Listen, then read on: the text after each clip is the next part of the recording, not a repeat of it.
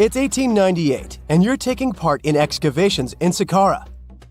This place, not far away from Cairo, is full of ancient tombs and pyramids. You're in your Indiana Jones mood and hope to find something really phenomenal to become famous. Gold, manuscripts, treasure maps, mummies of famous pharaohs. Wait, a wooden bird? You're really disappointed as it looks like a regular toy. An old one, but still. Little do you know that years later, someone would propose that your bird was actually an ancient monoplane. So the artifact, nicknamed the Saqqara bird, is made of a sycamore tree. The birdie has a wingspan of just 7 inches and weighs around 40 grams. A perfect original souvenir from Egypt, I would say. It's over 2,000 years old and looks pretty plain, without any carvings of feathers or other intricate ornaments. It has a beak and eyes though, which makes our find look like a hawk, the emblem of the deity Horus. Its tail is rather unusual as it's squared, looks weirdly upright, and it seems like the sunken part of it was the place for a now missing piece. Humans love solving a good mystery, so there have been several attempts to explain the use of the birdie. First, quite simply, is that it was a ceremonial object. The second idea is that it was a toy for a child from some well-off family. It could have been some sort of boomerang, which was a popular concept in ancient Egypt. Then there was a theory that the bird had been used as a weather vane. But this one has been debunked as the figure doesn't have any holes or markings, except for the one made at the museum in Cairo to fix the exhibit on a stick. So there was no way to hang it in the past. Almost a century after the bird was found, Egyptologist Dr. Khalil Masiha proposed a new theory that it could have been a model of a monoplane. He believed the bird was missing a horizontal tailplane. Otherwise, it had its wings set at a right angle, similar to that of modern planes. It could have worked to generate the aerodynamic lift necessary for flights. Dr. Masiha also claimed that it was common at that time to place miniature models of technological inventions in tombs. So, did the ancient Egyptians really invent the plane in 200 BCE? That would make the Wright brothers, who are considered the inventors of aviation, really upset. They made one of their first flights only in 1903. There's just one way to know for sure, and that is to test the model. But you know, the ancient museum in Cairo would unlikely let one of their cherished exhibits fly around like a toy. That's why glider designer Martin Gregory built a similar model, this time of balsa wood, and concluded that even with the missing tailplane, the plane wasn't much of a flyer. Case solved? Not really. This didn't sound convincing enough to the History Channel, so they invited an aerodynamics expert to build another replica of the bird. He tested it in weather conditions similar to those in Egypt and was impressed with the little plane's abilities. So, if they did invent the prototype of a plane back in the times of pharaohs, it would be a good example of an oupart. That's an out-of-place artifact, an object that's way ahead of its time in terms of technology or history. And the Saqqara bird isn't the only example of such a revolutionary concept. In 1901, a group of divers retrieved the Antikythera mechanism from an underwater shipwreck near the Greek island of Antikythera. It's been dubbed the world's first analog computer, and it's currently dated around 100 BCE. The bronze mechanism could tell the position of the sun, moon, planets, and stars, as well as the lunar phase, the dates of upcoming solar eclipses, and even the speed at which the moon moves through the sky. No one's sure who used it and how or where it was made. But it's obvious that it's extremely precise and way too advanced for its time. The first flushing toilets in the world were invented in the middle of the 20th century. Just kidding. The ancient Minoans on the Mediterranean island of Crete and the Indus Valley civilization both came up with this brilliant invention at the same time, around 4,000 years ago. The plumbing and sanitation were so well done that no one managed to design anything better until 2,000 years later. One ancient Minoan lavatory was discovered at the Palace of Knossos. It looks like it had a wooden seat set over a tunnel that directed water from a rooftop reservoir to an underground sewer. Other varieties got water from jugs. Only the super rich people could afford all this glory. So if you wanted to shop for real estate back then, the flushing toilet would be a telltale sign you were in the rich neighborhood. Automated doors became a cool, seemingly new invention back in 1931. But the technology behind them is actually much older. Think the 1st century CE old. Mathematician and engineer Heron of Alexandria came up with a hydraulic system to open and close temple doors. To bring it into action, you need to light a fire to produce heat. There was a brass pot under the fire, half filled with water. The inventor connected the brass pot to containers that acted as weights. When the fire was burning, the water moved into the containers. They went down and pulled the ropes. It was nothing like a supermarket door that opens in front of you before you even have time to think. Heron's door took hours to open, and there was no way to stop the process. That's why they only opened the doors once a day before people entered the temple, to add some mysticism at the temple during ceremonies. Spooky. Looks like the first ever battery was invented in Baghdad around 2,000 years ago. A German archaeologist found this oval-shaped clay jar in 1938. Scientists are still not sure what purpose it served and who exactly invented it. There is a theory that it was used for electroplating objects with precious metals. When they filled it with a weak acid like vinegar, the battery produced around 1 volt of electricity. Another theory says it was a vessel for sacred scrolls. Would you like to buy contact lenses designed by Leonardo da Vinci himself? In 1508, he invented a glass lens with a funnel on one side. You were supposed to wear it with water inside to improve your vision. Sounds a bit uncomfortable, doesn't it? So, around a century later, French scientist René Descartes decided to improve the idea and make the cornea contact the future lenses. Contacts because they contact your eyes, get it? The glass tube with liquid did help improve vision, but blinking was sadly impossible. 2.5 centuries later, new technologies in the glass industry let scientists design contacts that would fit in the eye and even let the wearer blink. Thanks, guys! Still, those lenses were made of heavy blown glass and didn't let the eye breathe. About 50 years later, contacts became plastic, lightweight, unbreakable, and scratch-resistant, but still covering the entire eye. And then, in 1948, an English optical technician accidentally sanded down a plastic lens and figured out they'd still be in place even if they covered only the cornea. Imagine you're living in 19th century London and need to send a message to New York. It would have taken about 10 days to get there by ship.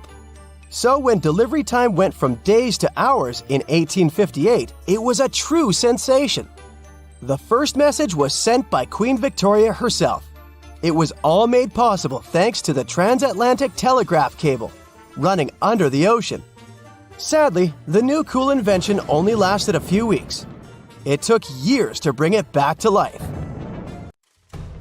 Beneath the sands of Luxor, scientists found something that was perhaps never meant to be found. Over 1,000 decorated stone blocks that belonged to the ruined temple of a woman pharaoh. It got us thinking, why was this temple so brutally destroyed, and who was this woman? Her name is Hatshepsut, and she is now considered one of Egypt's greatest pharaohs, but for a long time, history almost forgot her. She ruled during the 18th dynasty, from around 1479 to 1458 BCE. She's remembered for her ambitious building projects, successful military campaigns, and flourishing trade expeditions. It turns out she was one out of 4 women to take the title of pharaoh in Egyptian history. The next woman would have to wait for 1,500 years to reign, and that woman we know as Cleopatra. The story of how Hatshepsut got to be a pharaoh is the most colorful part of this tale. As far as most dynastic rules go, it's usually men that are first in line for royal thrones. In Egypt, that was the same. That's why, when Pharaoh Thutmose I had a daughter as his firstborn, that was a big no-no as far as his succession line went. A few years later, Pharaoh Thutmose I passes away. The crown passed to Thutmose II, who ruled briefly, only to leave the throne to his infant son, Thutmose III. In this scenario, Hatshepsut was this pharaoh's stepmother. So what happened was that Hatshepsut served as advisor to her stepson, since he was too young to rule on his own. But after 7 years, she made an unprecedented move. She decided to seize power and declared herself Pharaoh of Egypt. Now this was not a simple power grab. Hatshepsut understood that if she wanted to rule, she had to present herself as a legitimate king. In a bold move, she adopted the full royal regalia, including the false beard traditionally worn by male pharaohs. She was often depicted in statues and hieroglyphs as a man, wearing the pharaoh's kilt and headdress. But this wasn't about disguising herself. Experts believe she never tried to hide her identity. Inscriptions on her statues often included feminine titles, like Daughter of Re, or grammatical structures that combined male and female terms, such as His Majesty herself. This showed that while she adopted traditional symbols of kings, she still acknowledged her true gender. But she needed to go even further. To legitimize her rule, she crafted an elaborate origin story. She claimed that the deity Amun himself had visited her mother in the form of her father, Thutmose I, and that she was his divine daughter. Now this was no small claim, since pharaohs were seen as deities on earth. By aligning herself with Amun, she strengthened her right to the throne. In temple carvings, she depicted this divine birth with Amun, presenting her as his rightful heir. These narratives weren't just mythology, they were tools, ensuring her position remained unchallenged. Hatshepsut also took a new name, Ma'at-Kari, which translates roughly to "Truth is the soul of the sun god." The word Ma'at was central to Egyptian beliefs. It represented order, justice, and divine balance. Pharaohs were expected to uphold Ma'at to ensure Egypt's stability. By calling herself Ma'at-Kari, Hatshepsut was likely reinforcing that she was a legitimate and rightful ruler. Her reign was truly great. She led Egypt into an era of peace and prosperity, launching massive building projects and restoring temples across the kingdom. Her most famous achievement was the construction of her temple at Deir el-Bahari, a pretty impressive architectural masterpiece carved into the cliffs of Luxor. Hatshepsut initiated one of the most ambitious construction projects in ancient Egyptian history, commissioning monuments, temples, and obelisks to immortalize her reign. It's argued that she continued with the construction of the Avenue of the Sphinxes, a grand road lined with statues leading to the Karnak Temple. For many, her shining architectural achievement was the towering obelisk she had carved from single pieces of granite. One of these, weighing over 320 tons, still stands today. Now, beyond building, she expanded Egypt's influence through trade. She sent an expedition to the mysterious land of Punt, believed to be modern-day Somalia or Eritrea, bringing back riches like gold, ivory, and exotic animals. Her fleet of ships sailing the Red Sea marked the first recorded trade mission of its kind, establishing economic ties that would benefit Egypt for generations. Yet, for all of her success, something strange happened after Hatshepsut passed away. Her successor, aka her stepson Thutmose III, who had been overshadowed by her rule, took a drastic step. He ordered her name to be erased from history. Her statues were defaced, her inscriptions chiseled away, and her achievements credited to other rulers. It was as if she had never existed. Some believe Thutmose III wanted to reclaim his rightful place as pharaoh, while others suggest that later rulers, uncomfortable with the idea of a female pharaoh, sought to restore traditional male dominance. The story gets even more tragic. The power struggle between stepmother and stepson continues, since, even after her passing away, Thutmose III built his own temple right next to Hatshepsut's at the Valley of the Kings. But he built his temple with one deliberate modification. His monument was built 11 feet higher than hers. Mind you that this was no accident. It was a symbolic statement. He wanted to overshadow her legacy. But history had other plans.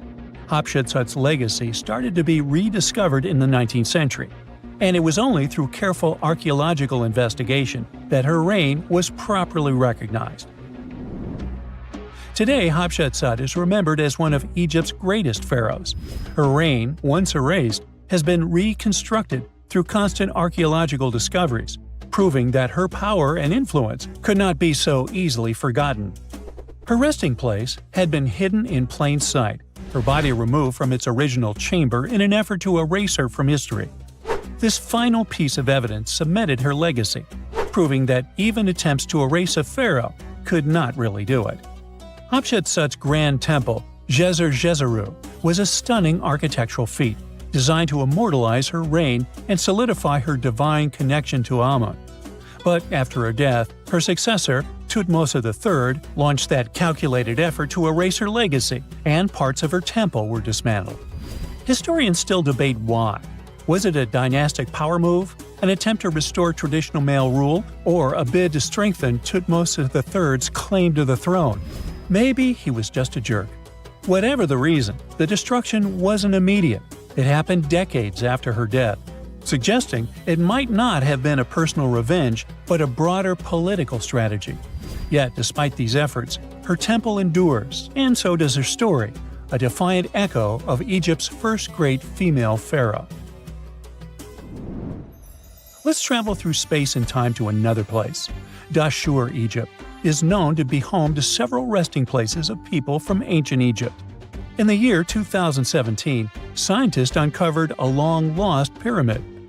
They quickly called the Ministry of Tourism and Antiquities because they suspected it was going to be a big deal. Unlike most pyramids that were found in the area, this one was completely sealed. Lifting the capstone was a delicate process. When they finally managed to open the pyramid, they expected to find an undisturbed chamber. Instead, it was chaos.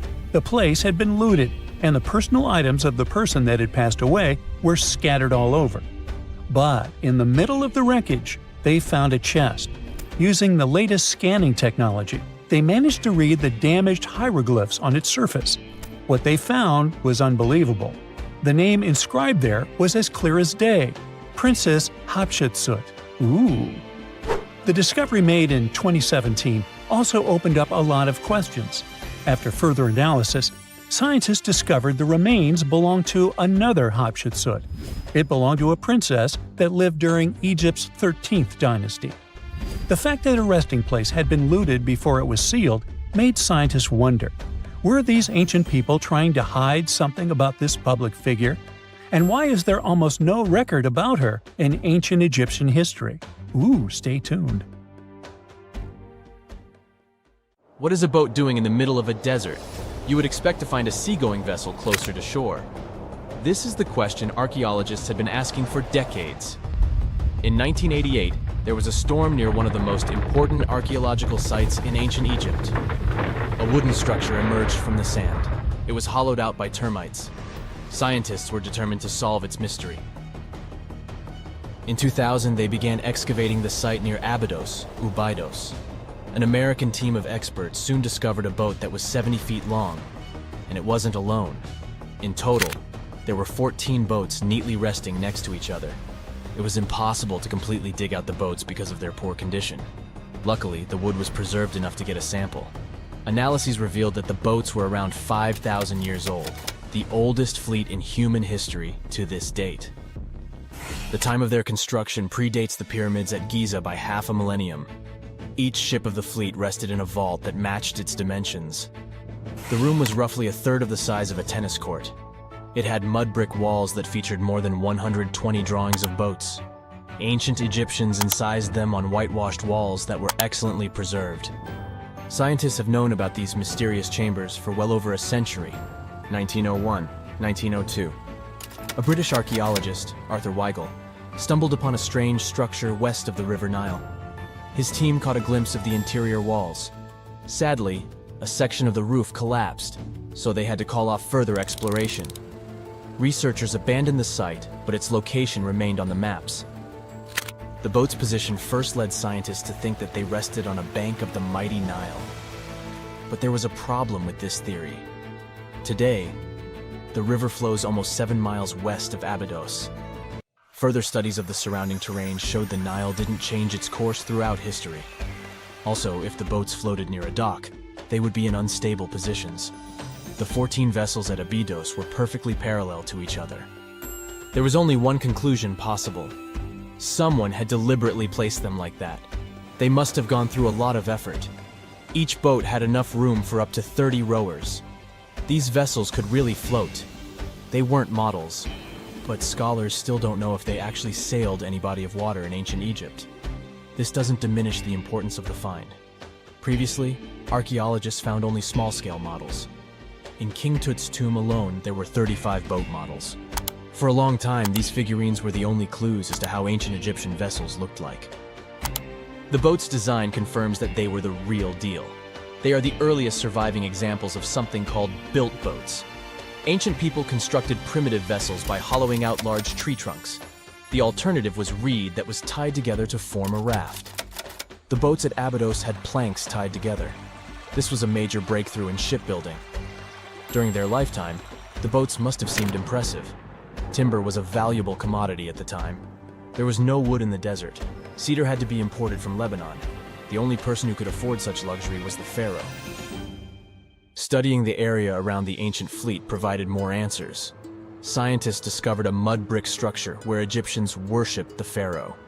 Its approximate date of construction matches that of the wooden boats. The same bricks out of which this building was made were used to encase the fleet. At the time of their construction, the rooms they were stored in had a ceiling. That's the section that archaeologists stumbled upon in the early 20th century. Just like mummies and coffins, these marvelous ships rested inside splendid vaults. The exterior of these rooms was also impressive. The outer walls originally had a plaster of white limestone. It reflected sunlight. In the desert sun, the structure housing the boats must have shone from miles away. Ancient Egyptian builders used the same technique to cover the pyramids 500 years later. Today, their surface looks jagged, but it wasn't always like this. When they were constructed, the pyramids had a top layer of fine white limestone. Their surface was smooth and it gleamed in the sunlight. Instead of stairs, the outer layer of the pyramids was more of a sleek ramp. Archaeologists were left with one final question. Which pharaoh owned the fleet? The answer lay just a mile from the site. This is where the tomb of a pharaoh from the 5th dynasty rested, King Senwosret III. Its time and style of construction matched the ones of the chambers with boats. The very end of his rule might explain how the boats ended up in the middle of the desert. The pharaoh probably passed away in northern Egypt. Then his body was transported down the Nile to Abydos in a marvelous procession of decorated boats. The vessels were later lowered to chambers near the final resting place of their owner.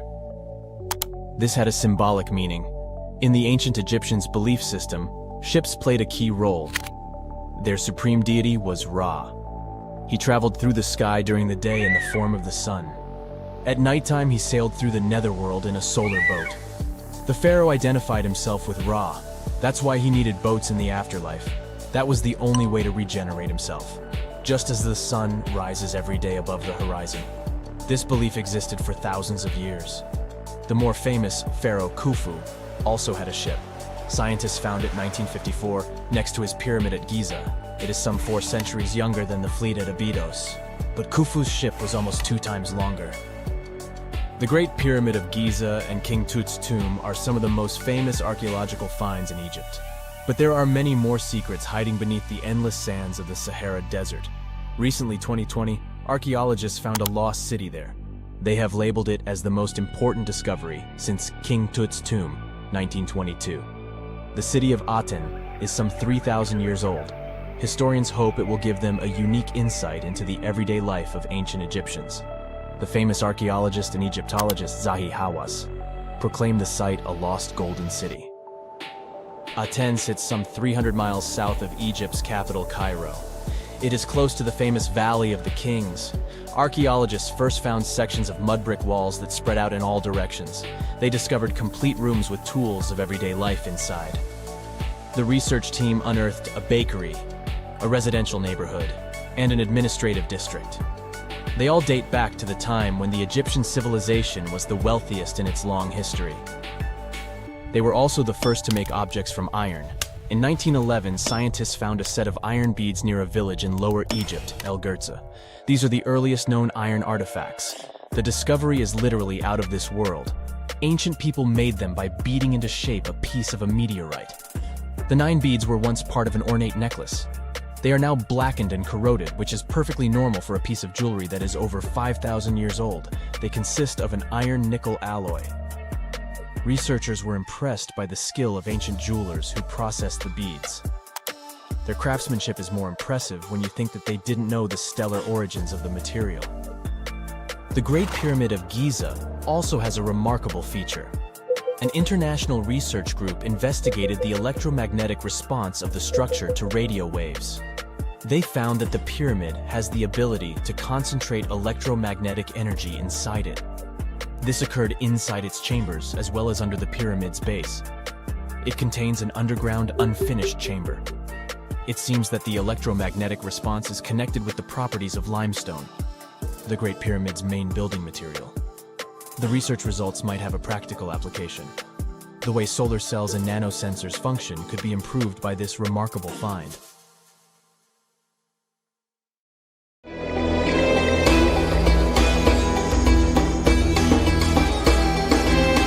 The Great Pyramid was created as the final resting place of ancient Egyptian monarch Khufu. According to legend, French leader Napoleon entered the Great Pyramid and came back out looking shaken and super pale. He never revealed what he saw inside, but whatever it was is said to have affected him for the rest of his life. When Napoleon entered the pyramid, he would have walked through a super tight and ascending passageway. He'd then go through another passageway known as the Great Chamber. This corridor would have been much taller than the previous one and would have cobbles too. He then reached the King's Chamber, the centerpiece of the Great Pyramid, which was lined with huge blocks of granite. But it wouldn't have looked as grand as we might imagine. There are no hieroglyphics decorating its walls, as Egyptians only began decorating the burial chambers of pyramids much later on. The pharaoh's tombs deep inside the pyramid would have also been filled with treasures, from chunks of gold to the world's most expensive jewelry. But this would have all been looted a long time ago. The only thing that probably would have been left in there would have been a huge sarcophagus, which would have once contained the king's mummy. He'd also have to walk past the queen's chamber.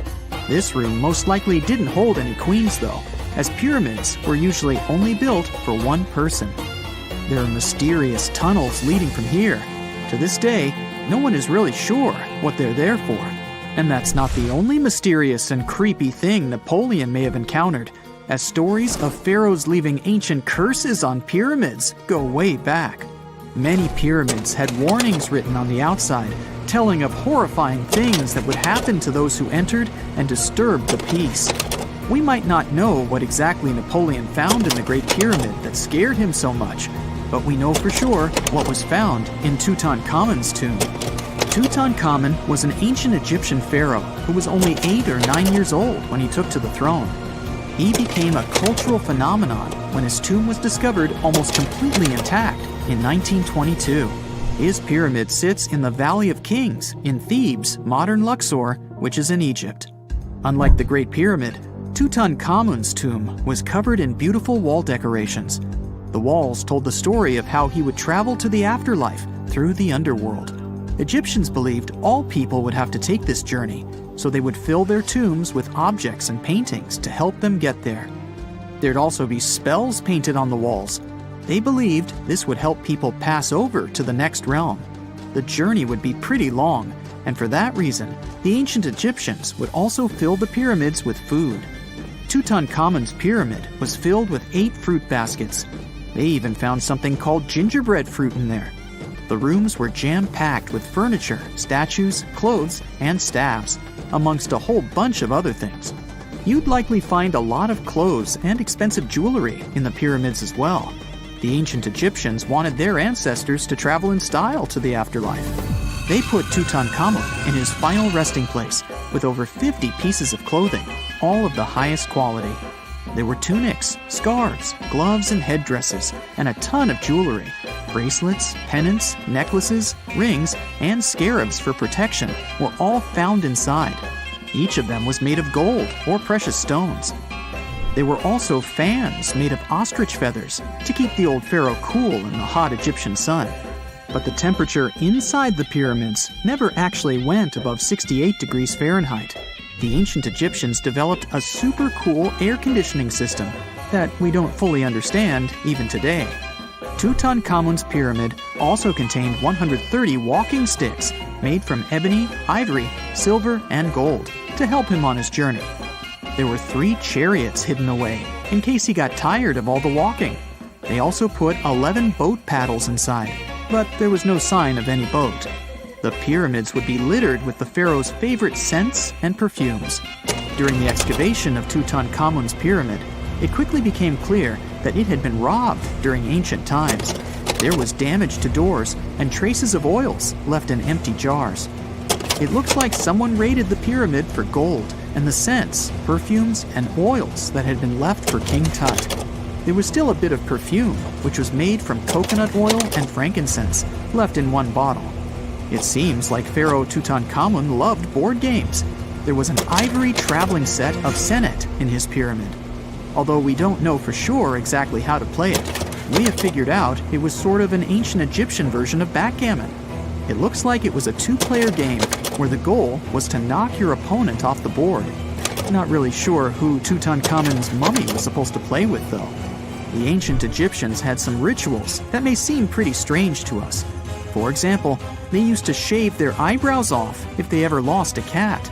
So it's not too surprising they put some really weird things inside pyramids.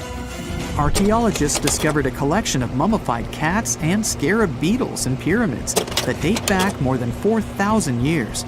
They were found in the pyramids of Saqqara, which is south of Cairo. They also found a bunch of makeup kits and mirrors inside. Makeup was worn proudly by both men and women in ancient Egyptian times. Eyeliner was the most popular cosmetic. The Rosetta Stone was one of the best discoveries ever made in pyramids. It was found by our man Napoleon Bonaparte and his team. It's a black granite rock that dates back to 196 BCE. It's transcribed in Greek, Demotic, and hieroglyphic. When it was translated in 1822, we got the key to understanding ancient Egyptian hieroglyphics for the very first time. The discovery of Queen Hatshepsut's mummy in 1903 changed our understanding of the Egyptians forever. After she had passed away, her successor, Thutmose II, removed most of the evidence of her reign, so we basically knew nothing about Egypt's first great female leader. She's now gone on to become one of the few and most famous female pharaohs of Egypt. Pharaoh Khufu even had a fully fledged boat in his pyramid. Archaeologists uncovered more than 1,200 pieces of a giant boat near the Great Pyramid at Giza. They reassembled the boat, and it's a whopping 144 feet long. It's most likely a solar boat, which was designed to carry the resurrected king with the deity Ra. Fun fact, the Pyramid of Giza is the last remaining of the 7 wonders of the ancient world. The other 6 are the Hanging Gardens, the Colossus, the Temple of Artemis, the Mausoleum, the Lighthouse, and the Statue of Zeus. This pyramid was also the world's tallest man-made structure for 3,800 years, and it's the biggest pyramid in Egypt. It took a staggering 2.3 million blocks of limestone, and some weighed as much as 80 tons. It took an incredible 100,000 laborers and a whopping 23 years to build. Its original height was a mega 480 feet. In 2017, archaeologists discovered something weird about Egypt's Great Pyramid. There's a hidden void that's at least 100 feet long, and no one really knows why it's there or what's actually inside it. The weird void is the first inner structure discovered within the 4,500-year-old pyramid since the 1800s. Scientists used cosmic rays to detect the massive hole, but are still no closer today to finding out what's inside. The ancient Egyptians took a lot of care building the pyramids, and everything was strategically placed and structurally sound, so it's super unlikely that this hole is due to blocks falling over time. Loads of pyramids also contain small model figurines called ushabti. These represented attendants. They believed they would come to life to serve the pharaohs in the afterlife. But it's amazing that all this stuff actually fit inside. There isn't actually a huge amount of space inside the structures. It's mostly just rock. Egyptologists have been digging around every inch of the Great Pyramid for ages. Yet somehow, they overlooked this stunning pink granite bathtub buried a few miles next to it. And here's the deal. This mysterious oval tube lying next to the Khufu pyramid for years may provide evidence that the Egyptians built the pyramids not only for monumental purposes, but also to generate electricity, experimenting with it long before Alessandro Volta and Thomas Edison. The Giza Plateau is famous for its three pyramids, Khufu, Khafre, and Menkaure. But there are also two smaller foundations next to them, the unfinished North Pyramid of Zayat el-Aryan and the Layer Pyramid. Some researchers say these buildings were never finished, while others think they were destroyed for more mysterious reasons. One of these reasons might have to do with the original usage of the Giza pyramids, the idea that they were used as an electricity generator. To connect these dots, we need to go back to the beginning of the 20th century. That's when an Italian architect and Egyptologist named Alessandro Barsanti decided to examine the Zayat el-Aryan pyramid. Near the site, he noticed something unusual: scattered granite fragments. To a casual passerby, these might have seemed insignificant, but Barsanti recognized the signs. You see, ancient Egyptians often used sites to prepare stones before transporting them to their final destinations. The fact that there was granite on the ground intrigued him. Granite was a more expensive material than the limestone typically used for pyramids, which suggested that it might have been intended for an important and possibly hidden structure. At a depth of 68 feet, they encountered a huge pink granite block. He kept going with the excavations, and they revealed ancient inscriptions carved into the stones. They sent the drawing to experts, but no one could decipher what they meant. Were they instruction sets to something? That's when Barsanti made his biggest discovery. He found an oval-shaped vat carved from pink granite and polished to a mirror-like finish. The thing is, the vat had been carefully sealed. When they opened it, they found a thin black residue along the walls. I'm thinking something in the lines of a black oily substance. This discovery raised many questions for him. It didn't make sense to him that ancient Egyptians would go above and beyond to seal and protect this strange vat.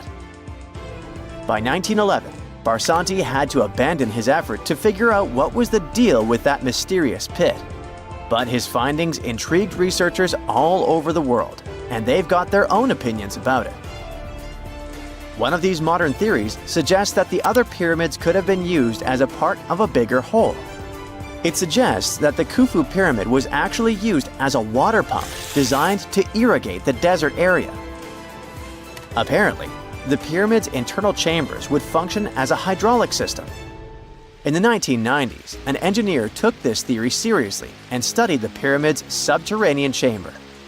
Surprisingly, he found actual signs of water damage. Apparently, the pyramid generated powerful compression waves, aka pulses, that could create electricity. This raised an important question. Could the ancient Egyptians have used the pyramids as a generator in order to produce electricity? On paper, that was proven to be possible, but hey, agreeing on the original use of the pyramids is probably one of the most difficult things in the world. So, we're still not 100% sure about this. Apart from that, Egypt is a playground for important discoveries regarding humanity's past. I mean, scientists have just discovered what looks like a cosmic command center, similar to that room from the Doctor Strange movies. They discovered an L-shaped astronomical observatory, measuring around 9,000 square feet, dating back to the 6th century BCE. Definitely the first and largest of its kind from that era. The mud brick structure housed tools used for calculating dates related to ancient Egyptian rites, royal coronations, and agricultural plants. This observatory is located in the archaeological site known as the Temple of Phuto, just 50 miles east of Alexandria. It's pretty impressive. The structure was designed so that you'd get inside the room through an east-facing entrance. This way, you'd get to see the sunrise. Once inside, you'd find a pretty huge shadow clock, used to tell time by tracking the movement of shadows inside the room. This variant of a sundial clock was nearly 16 feet long. That was quite an exciting discovery. Another interesting one was that scientists and Egyptologists have discovered the first ever pregnant mummy. Now, even if we know quite a lot about mummification processes, we keep making discoveries that open new doors into the lives of ancient Egyptians. It took so long for someone to find out this mummy was expecting at the time she was embalmed because she was placed in a male's coffin. More specifically, a male priest. Historians say that during the 19th century, a lot of traders mixed coffins up in order to sell them. Yes, that means they opened them and switched mummies to please their buyers. It was a complete surprise because they were hoping to study more about ancient health issues when they opened this coffin up. But they had another special research on their hands: prenatal practices in ancient Egypt. This mummified woman who lived about 2,000 years ago was from 20 to 30 years old when she passed away. She was found in Thebes, and her remains were incredibly well preserved. You see, mummification recipes varied across Egypt. In this woman's case, researchers could tell she was a member of the high society since she was buried with special amulets. But since mummification methodologies differed so much between cities and time periods, they still have to dig further to understand why she was embalmed along with her baby. Speaking of mummies, scientists were digging up a final resting place in Saqqara, also in Egypt, and they unearthed 2 embalming workshops. One was for humans and the other for sacred animals. Apparently, the workshops date back to about 2,400 years ago. They were equipped with stone beds, clay pots, and ritual vessels. Everything you needed to mummify. But that's not all. Archaeologists also stumbled upon cheese stored in jars behind tombs that were over 3,000 years old. Yep, cheese. This shows that the ancient Egyptians were pretty savvy when it came to preserving food, too. They knew how to store stuff for the long haul, not just the mummies. It really shows how they applied their preservation skills to both food and bodies, giving us a glimpse into their impressive technological know-how. Scientists have also found one of Egypt's oldest complete mummies, and to their surprise, it was completely covered in gold. You see, Egyptian mummies covered in gold are already a rare thing, but they weren't expecting it to be the oldest one ever found. The mummy was quite well preserved, and they could identify that it was the remains of a wealthy man called Hatshepsut. Many symbols show that he was important and wealthy, like the band he wore on his head and the bracelet on his chest. He was also dressed in a tunic wrapped with a belt, which was a way to preserve the good appearance of a person after they passed away. To reveal it, they had to open the final resting place with mortar. Basically, it was like they were opening a time machine, just as the ancient Egyptians did 4,300 years ago. If you think about it, it's almost like entering a time capsule. Enough about mummies. Scientists also found something very exciting hovering above the pyramids.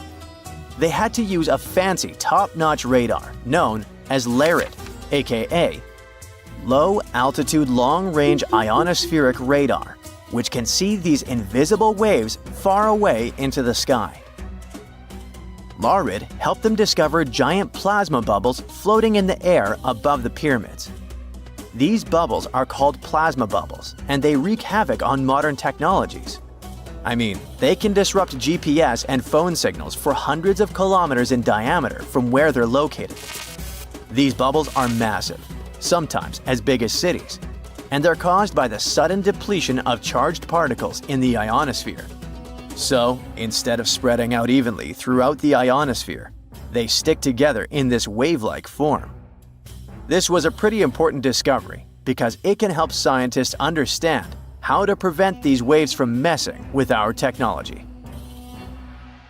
X-rays are a type of invisible radiation that can pass through our bodies and objects.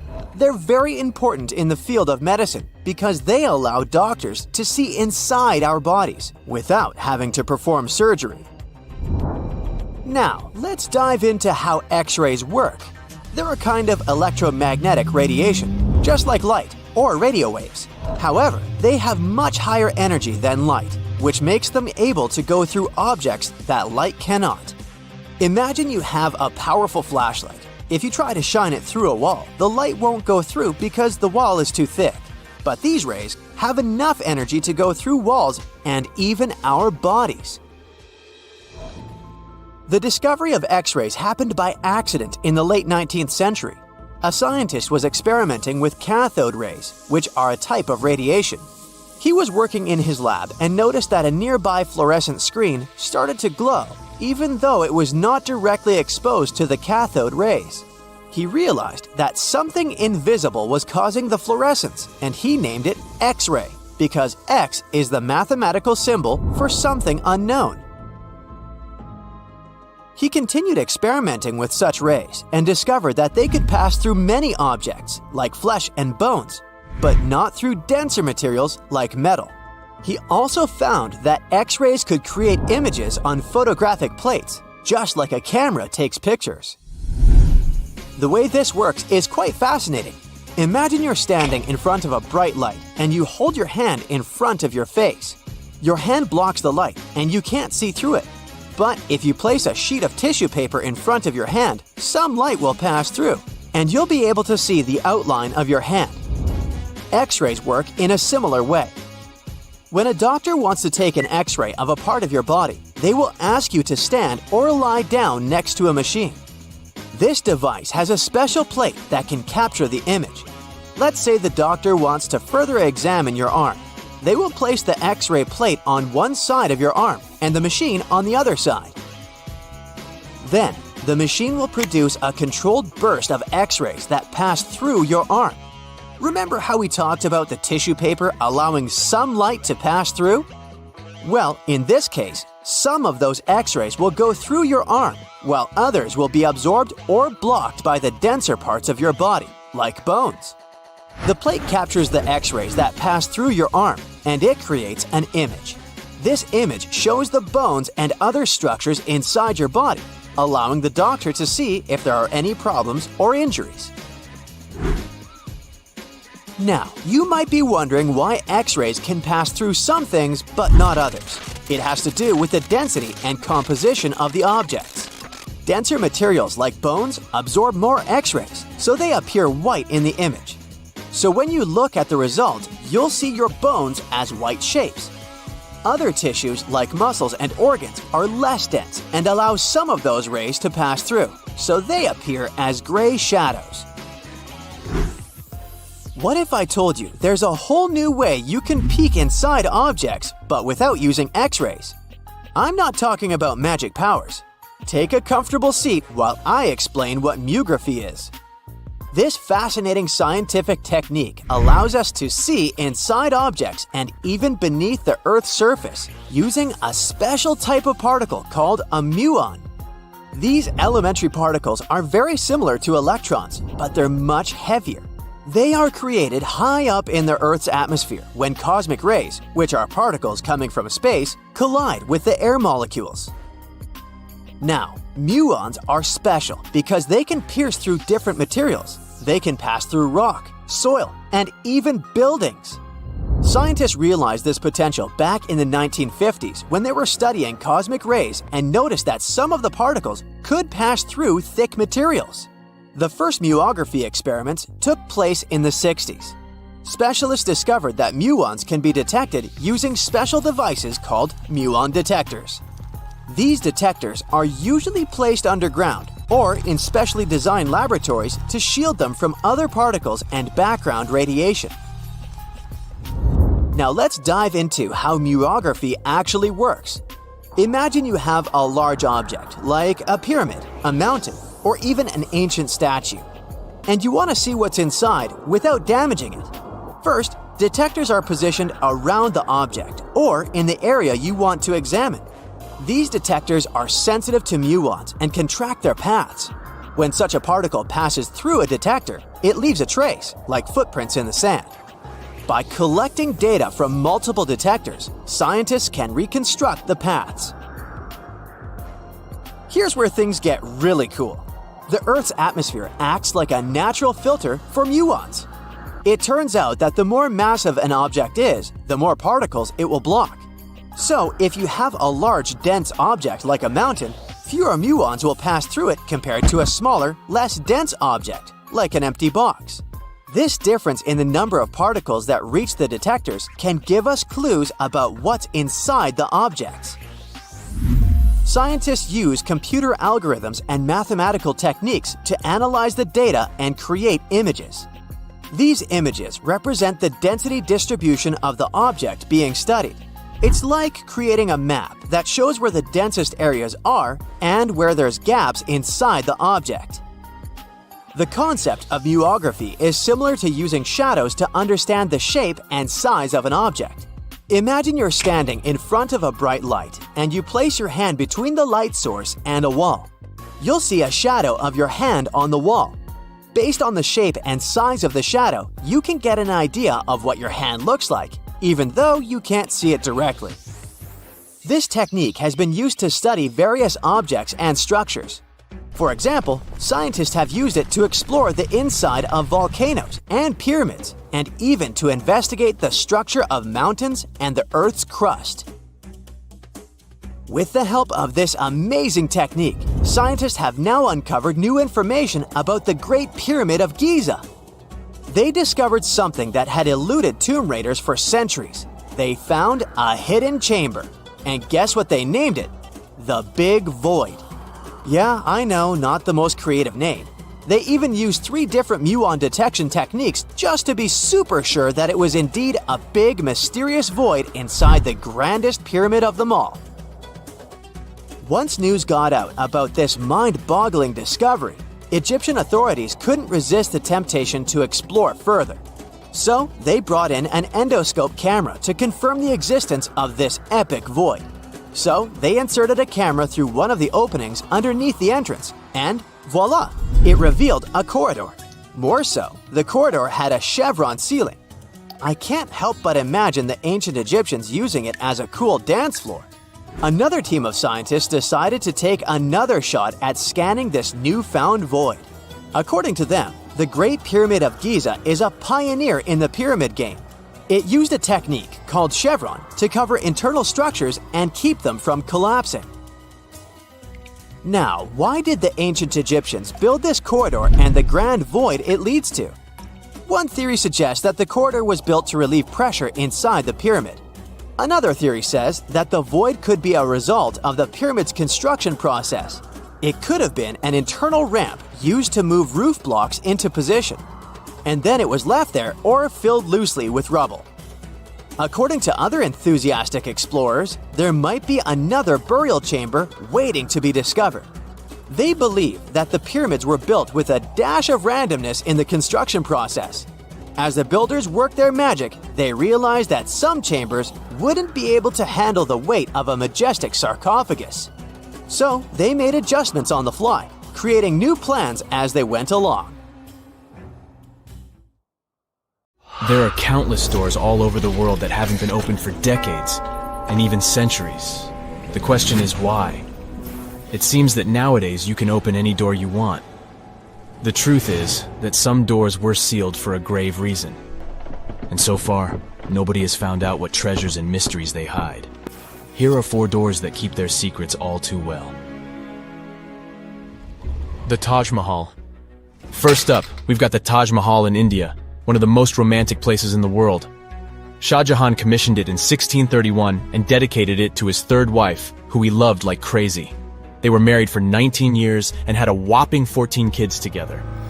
But unfortunately, she passed away while giving birth to their last baby. Shah Jahan was heartbroken and decided to build an epic tomb to remember her by. The construction took a whopping 20 years to finish. The building has quite an interesting layout. The design is super unusual with these 4 massive, 130-foot tall minarets that stand on the corners of a huge platform. They're not just there for looks. Back in the 17th century, architects were having some serious issues with buildings collapsing under their own weight. So, the chief architect of the Taj Mahal made sure to place those minarets as far away from the tomb as possible. And he even tilted them in a way so that if they did fall, they wouldn't wreck the rest of the Taj Mahal. Talk about planning ahead. The Taj Mahal is hiding some crazy secrets. There are sealed rooms all over the place that nobody is allowed to enter. And if you check out photos of the building from the riverside, you can spot 2 basements. But guess what? They're sealed up too. Nobody knows what's inside or why they've been locked up since the time of Shah Jahan. Apparently, there's a good reason why those rooms are off limits. Some researchers think that they were built using marble, which turns into a different substance called calcium carbonate if it's exposed to carbon dioxide. And when that happens, little bits of marble start chipping off like crazy. To make matters worse, there's no air flowing into these rooms. That means that if too much CO2 builds up in the basement, the 4 minarets could collapse. But wait, there's more. Some people think that the body of Shah Jahan's wife can be found in one of these sealed-up rooms in pristine condition. Why not? Who knows what the mysterious rooms might keep? The Great Sphinx of Giza. The Great Sphinx of Giza is shrouded in mystery. It's not just the largest monolith statue in the world, but it's also a hybrid creature with a woman's head and a lion's body that originates from Egyptian and Greek mythology. It's also very ancient. It's estimated to be around 4,500 years old. The construction of this marvel took about 3 years and required 100 workers who were not slaves and were treated with delicacies like sheep and goat meat. It is also thought that it used to be much more massive than it is now. Archaeologists found huge stone blocks and abandoned toolkits near the site. However, the real secrets of the Sphinx lie underground, near its paws.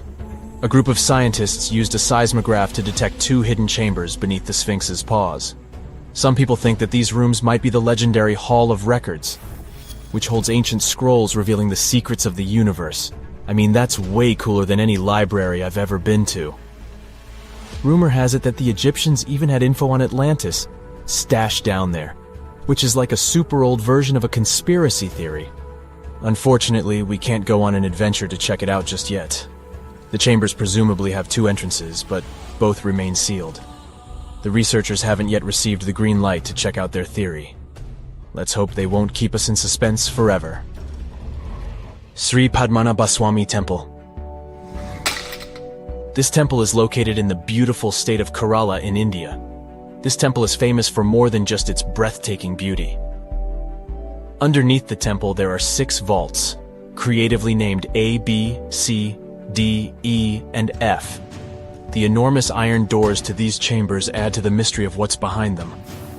A few years back, the authorities decided to open these vaults to the world, but it wasn't an easy task. You can't just open the doors and enter the vaults. It required a lot of work. It took them a while, but finally, in 2011, they opened 5 of the 6 chambers. And guess what they found? Tons of treasure. Bags of gold, precious gemstones, and priceless diamond jewelry. The estimated worth of everything found in the vaults is a whopping $1 trillion. It's like the temple was the real-life inspiration for Aladdin's Cave of Wonders. But wait, I said 5 of the 6. What happened to the last one? Vault B has remained closed, but not for lack of trying. They simply didn't manage to open it. There is even a belief that it's fatally cursed. Legend says that only a saint or sage can break the curse by chanting a specific mantra. But no one has been able to do this yet, presumably because we don't have saints or sages at our disposal. There is also rumor that in the 30s some temple invaders tried to enter Vault B to do some good old looting. But they never reached their target. Apparently terrible snakes materialized out of nowhere and chased the gang away. But of course, this is just an urban legend, and there is not proof of that. However, it is said that the Auditor General dealing with the temple claimed that Vault B had been opened at least 7 times since 1990, and nothing bad happened to anyone who entered. Who knows? Maybe we should send Indiana Jones to check it out. The First Emperor's Tomb. Deep under a hill, completely undisturbed and surrounded by dangerous traps, lies an ancient 2,000-year-old tomb. It belongs to Qin Shi Huang, the first emperor of China. He was born in the Qin state and became king when he was just a boy. But when he grew up and gained full power, he united the warring states ancient China was divided into by conquering them. After that, he created the Qin dynasty. When he died in 210 BCE, they buried him deep underground in a massive tomb. And when I say massive, I mean massive! Back in 1974, some farmers in Xi'an, China, stumbled upon something strange while digging a well, a huge terracotta soldier. This discovery led to an extensive archaeological dig that has continued for over 40 years, revealing a collection of thousands of clay soldiers. The unique thing about these soldiers is that each one has its own unique features, from hairstyles to facial expressions. It's believed that there could be up to 8,000 of these soldiers, but only 2,000 have been found so far. Interestingly, the central tomb, which is believed to be the resting place of the emperor, is still untouched. In ancient records, there are references to a vast underground city that the emperor built, complete with scenic towers, palaces, and whatnot. Sima Qian, a Han Dynasty historian, wrote that the tomb was adorned with treasures and had space for hundreds of officials, but the lack of technology to properly examine the site is what's holding things up. Qin Shi Huang was surrounded by liquid mercury in his tomb, with two of the streams representing the major rivers of China, Yellow River and Yangtze. The ancient Chinese believed that mercury could provide immortality, but it could have also caused the emperor's death since he regularly took mercury pills to prolong his life. The dangerous levels of mercury contamination in the soil near the tomb are the main reason why scientists are reluctant to explore it. It could be very dangerous both for people and for the environment. Now, if I had to choose which door to open, I'd probably go for the one that doesn't lead to a tomb surrounded by poisonous mercury. Call me crazy, but I'd like to avoid any potential health hazards. There are mysterious plasma bubbles floating around the pyramids of Giza. As bizarre as that might sound, let's get one thing clear right off the bat. There's nothing extraterrestrial going on here.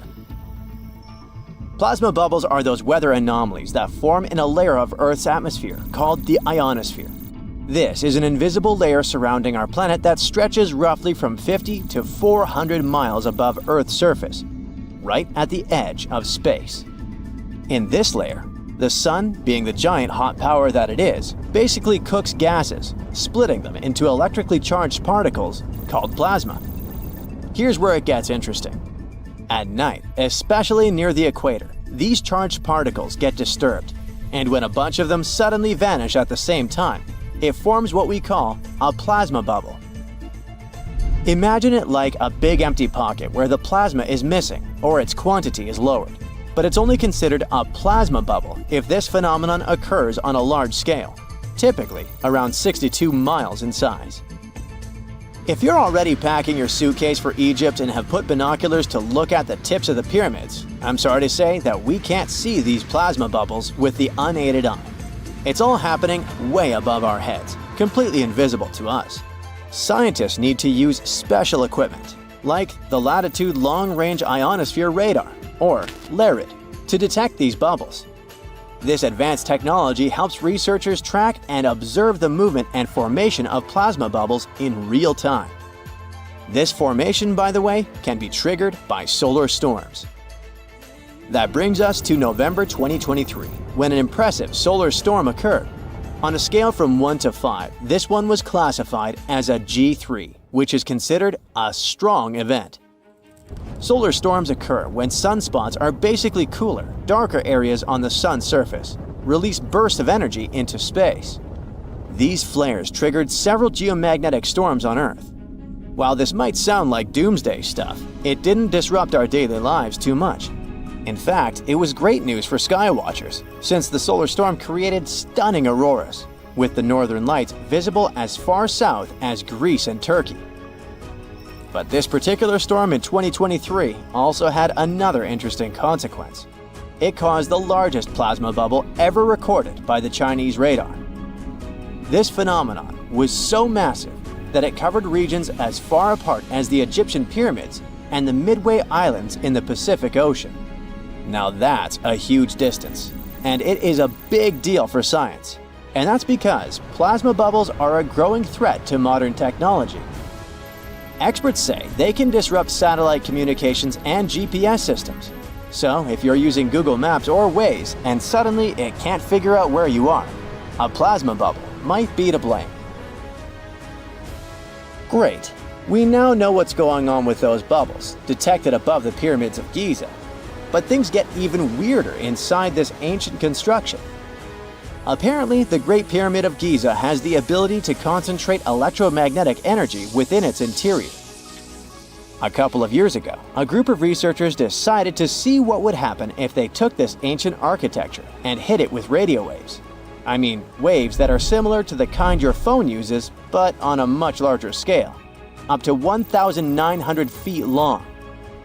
But since they couldn't just start blasting radio waves at the actual pyramid, they did the next best thing: computer modeling. Using these simulations, the researchers discovered something incredible. The Great Pyramid can actually concentrate electromagnetic energy within its internal chambers, as well as underneath its base, where an unfinished chamber is located. By concentrate, I mean something like trap it. For example, when you shout into a cave, you hear your voice echo back, right? The sound waves don't just disappear, they bounce around and get focused. Similarly, when radio waves hit the pyramid, they don't just pass through or around it. Instead, they get absorbed, bounce around, and focus inside and underneath the pyramid. Our list of mysterious phenomena surrounding the Egyptian pyramids doesn't end there. Inside the pyramid, there's a long, narrow passage that leads to what's known as the King's Chamber. This room sits at the center of the pyramid, and it's believed to have been the final resting place of Pharaoh Khufu, the ancient Egyptian leader who commissioned the entire thing over 4,000 years ago. When visitors step into the King's Chamber, two things normally strike them: the room's incredible acoustics and its heavy, imposing structure, which is entirely lined with red granite. Recently, scientists have started to connect these two facts. Some researchers now believe that the King's Chamber might be able to catch or pick up sound energy generated from other parts of the pyramid. In other words, this room might have been designed to amplify sound in a way that no other chamber in the pyramid can. To test this theory, researchers conducted an experiment where they sang in the Queen's Chamber, which is located directly below the King's Chamber. Here's where it gets wild. The music couldn't be heard in the lower underground rooms of the pyramid, but it sounded loud and clear in the King's Chamber. One possible explanation for this is the type of stone used in the King's Chamber: pink granite. Granite is known for its piezoelectric properties, meaning it can absorb energy from its surroundings, like sound vibrations, and convert it into electrical energy. This suggests that the chamber's unique acoustics might be due to more than just the shape of the room. It could be that the granite itself plays a role in amplifying and concentrating sound waves. According to scientists, these discoveries open up a whole new field of research into the pyramid's potential.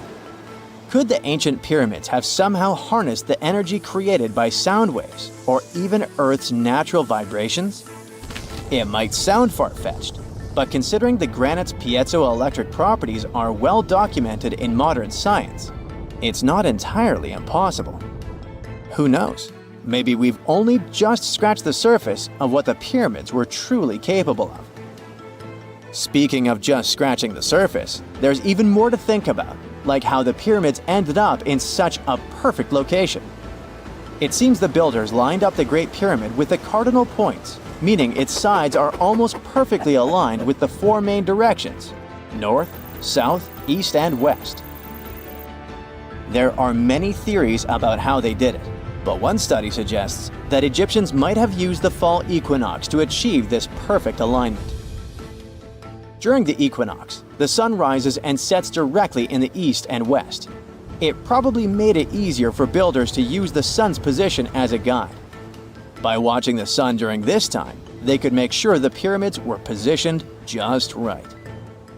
If we think about all these strange things about the pyramids, I mean, their perfect alignment, the ability to concentrate radio waves, and the materials used in the chambers that might generate electrical energy.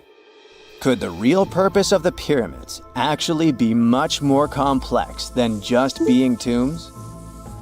Well, Nikola Tesla thought so. It is said that the famous inventor and engineer was kind of obsessed with the Egyptian pyramids, and he wondered if they might actually be giant energy transmitters. He believed the shape and position of the pyramids could help them function as huge generators, capable of producing free, limitless energy. Some researchers agree with Tesla and believe that these massive monuments might have been designed as giant power plants. According to their theory, builders could have figured out how to move ions, those electrically charged particles in the atmosphere, by placing materials like copper, gold, and silver around the pyramids.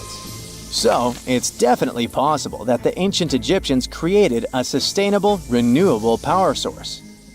Although this is a very interesting thought, we haven't been able to confirm this theory, and the true purpose of the pyramids remain one of humanity's biggest mysteries. Egyptian archaeologists made an extraordinary discovery near Cairo just recently. Drumroll, please.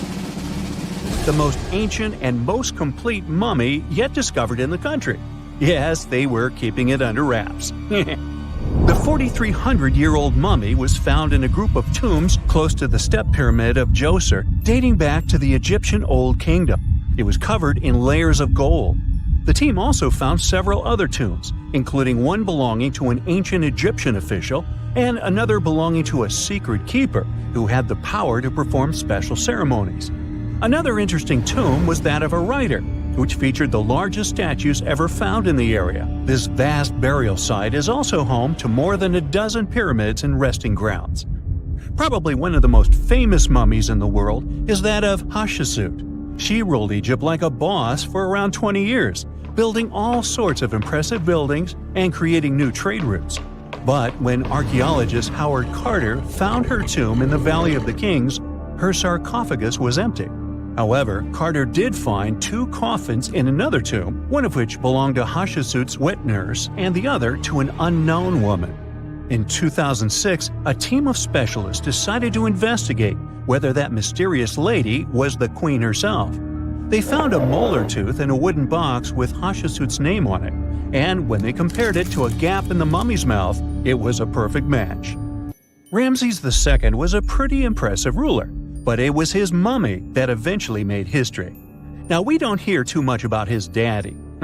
Okay, I'll stop.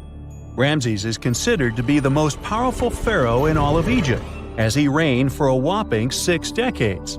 He also lived to be over 90 years old. Now that's pretty amazing, considering the time he lived in. Ramses II supposedly had over 100 offspring too. Talk about a big family. When he passed away, his body was originally buried in the Valley of the Kings, but some sneaky guys tried to rob his tomb of all his treasures. Officials back in the day weren't having any of that though, so they moved his body to a secret location to keep it safe. Fast forward to the 1800s, and Ramses II's mummy was discovered along with a bunch of other rulers and important officials. But it wasn't in the best condition, so archaeologists flew it to Paris to get it, pampered. Problem was, he couldn't just be transported into another country. The only solution available was to give Ramses II his own passport. His occupation was listed as king, and the document even featured his photo. Most mummies aren't necessarily known for having the most hydrated skin. But that of an ancient woman, also known as Lady Di, proves otherwise. No, not that Lady Di. This wealthy lady from ancient times was discovered in an ornate tomb in 1971, and she looked fabulous, if we can say so about a mummy. Thanks to the special conditions in her tomb, like the moisture in the environment and the lack of oxygen, her body was almost perfectly preserved. Her skin was soft, her hair was on point, and she was still flexible. The museum that now proudly displays her mummy also shows a ton of fancy items that were buried with her, like dinnerware and musical instruments. Archaeologists investigated the mummy further and discovered that she passed away from a heart attack at around 50 years old. Even though it hasn't been around for over 2,000 years, Lady Di is still making history. The mummy of Otzi the Iceman was discovered in the Alps in 1991. Austrian authorities initially thought he was a modern mountaineer because he was so well preserved. Turns out, he was actually from the Copper Age. He was found in a mountain pass over 10,000 feet above sea level. Through studying his mummy, we've learned so much about life in Copper Age Europe. For example, we know that he was a native of Central Europe and enjoyed eating meat. He also suffered from arthritis, narrowing arteries, and intestinal problems. But he likely used acupuncture and medicinal herbs to treat these conditions. And apparently, he was pretty handy with tools. He sharpened them just days before his untimely demise. Who knows if he was expecting trouble or just getting ready for some routine work. Now, King Tut and his story is most likely the one that made all mummies famous. This pharaoh passed away at the young age of 19, more than 3,000 years ago. But his mummy is still one of the most well-known in the world. When his tomb was opened in 1922, people went wild because it was still intact, unlike many other royal tombs. It had some seriously blinged-out coffins, including one made of solid gold. Not only did Tut's tomb give us a glimpse into ancient Egyptian history, but his mummy also taught us a lot about the time he lived in.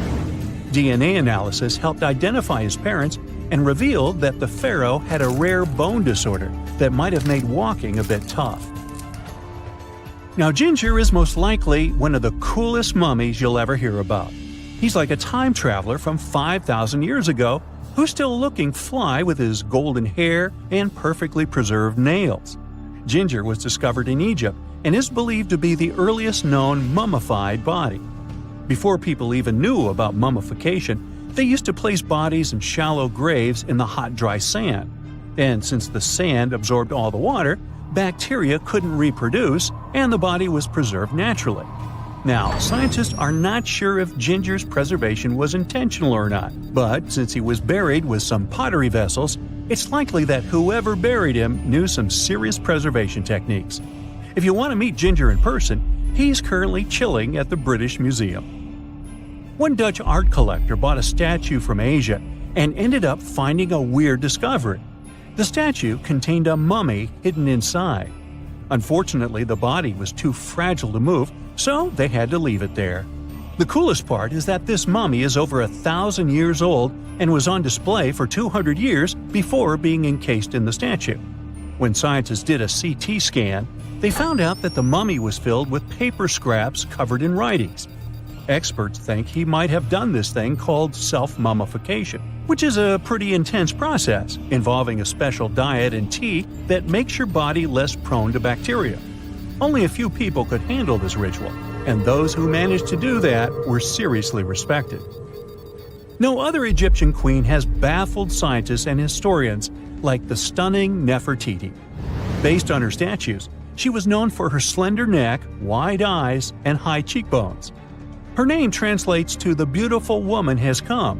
Talk about living up to your name, huh? Even though she wasn't a pharaoh herself, Nefertiti still managed to leave a lasting impression. Written records suggest that, as a wife and queen, she held an incredibly influential role. Because of her power, she was indeed admired, but she also managed to make quite a lot of enemies throughout her life. She was also related to King Tut, but not biologically. Rather, she was his stepmother. So far, locals have yet to identify her mummy, but that may soon change. A local Egyptologist who has been busy excavating tombs in the Valley of the Kings has found two mummies that he believes could be Nefertiti and her daughter. According to specialists, we may soon finally get a definitive answer about the identity of these two mummies. And if one of them does turn out to be Nefertiti, we could be in for a real treat. DNA analysis and CT scans of the mummy could give us the most complete and accurate image of the queen that we've ever seen. It's crazy to think that we've only scratched the surface of what lies beneath modern-day Egypt. Nefertiti ruled during a time of great power and prosperity in Egypt, but unfortunately passed away in a period of social turmoil, leading to her gravesite being lost. Now, where's my mummy? Scientists have discovered a never-before-seen pyramid immersed in the sands of Judea. After a little digging, they discovered that it held treasures that had been untouched for over 2 millennia and historical secrets that we can only now access. At the Zohar Fortress site, 2,600 feet above the Dead Sea, archaeologists were searching for manuscripts that would provide new information about the history of the site. The excavation was originally part of a long-standing campaign launched by the authorities. Its goal was to protect the sites from looting and unauthorized excavations. What they didn't expect was to find a pyramid-shaped structure built on top of a hill, made of hand-cut stones, each weighing hundreds of pounds. At first, the experts thought it was just a tomb, but they soon noticed the shape of the original walls and understood that the mound was a construction. They immediately realized that someone had dug into the top of the structure, probably looters who had spotted something valuable there. Luckily, most of the structure was still buried in sand, so the most valuable finds were hidden from sight. In the first week of excavation, volunteers found fragments of papyrus, bronze vases, and even ancient furniture, which were exceptionally well preserved. The desert climate had been a great ally in preserving those artifacts over the millennia. With little humidity in the air, mold cannot form, so organic materials such as wood and fibers are protected from cracking and deformation. Hypotheses suggested that the pyramid had been built during the First Temple period. However, new discoveries have shown that it's more recent, from the Hellenistic period. Considering this and the fact that the structure dates back 2,200 years, it's believed that it probably appeared shortly after the death of Alexander the Great, the famous ancient Greek king of Macedonia. At that time, his generals divided the former Seleucid Empire. Ptolemy took control of Egypt and the surrounding regions, including the Dead Sea area, while Seleucus took control of the north, which is now part of the Middle East. It's still not known for sure whether the pyramid was built under the rule of the Ptolemaics or the Seleucids. Both Ptolemaic coins and coins from the Seleucid kingdom have been found at the site. Even so, many scholars believe it was built when the region was under Ptolemaic control. Evidence also suggests that the building, despite its longevity, collapsed at some point. But that's not why it was abandoned by the ancient Egyptians, which begs the question of what purpose it was built for. Some believe it was used as a tomb due to its picturesque location on top of a hill. Others believed it may have served as a historical monument. However, one of the strongest theories is that the pyramid was a guard tower, protecting an important trade route along which salt and bitumen resources from the Dead Sea were transported to coastal ports. They also believe it may have been used by Ptolemaic officials to collect taxes from travelers. It would be something equivalent to our modern-day toll booths, or even port inspection agencies. Although the contents of the papyrus documents remain a mystery, it seems very likely they were written using the Greek alphabet, and some experts believe that they may have been tax documents, which would make perfect sense, given the theory that the pyramid was a guard tower. The team calls it a fascinating historical mystery that the dig is helping to unravel, but the find is just a grain of sand in an entire desert. The dig is part of a larger project that's been going on for a long time, and in the last 8 years alone, it has scanned 111 miles of desert cliffs and identified approximately 900 caves within that radius. Using rappelling equipment, advanced technology, and specialized documentation methods, archaeologists discovered thousands of rare items, such as hidden scrolls, woodworking tools, carpets, leather goods, and even treasures. For them, the Judean desert is an ancient vault just waiting to be opened to reveal its secrets. A few years before they found the mysterious pyramid, they discovered a cave that had served as a refuge for Jewish rebels almost 1,900 years ago. The site was about 262 feet from the top of a cliff, and because of its difficult access, it hadn't been explored yet. Inside, they found previously unpublished fragments of the Dead Sea Scrolls that contained religious passages written in Greek. 11 lines of text were reconstructed thanks to the good condition of the papyri. So, scientists were able to identify their etymological content. Probably the best thing there was no problem with preservation. Thanks to the dry and hot conditions of the desert, the artifacts were in impeccable condition. And there were other historical treasures there. The teams found rare coins, a partially mummified skeleton over 6,000 years old, with skin, tendons, and even strands of hair. There was also a giant basket made of plant fibers, considered the oldest in the world, more than 10,000 years old. With a capacity of up to 26 gallons, it was made about 1,000 years before the invention of ceramics. Speaking of historical treasures, there's another one that has caught the attention of the scientific community.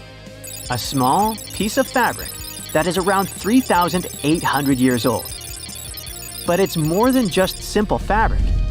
Dyed with the rare scarlet paint mentioned many times in ancient religious texts, this find is the oldest known evidence of fabric painted with a dye made from insects, known as scarlet worms.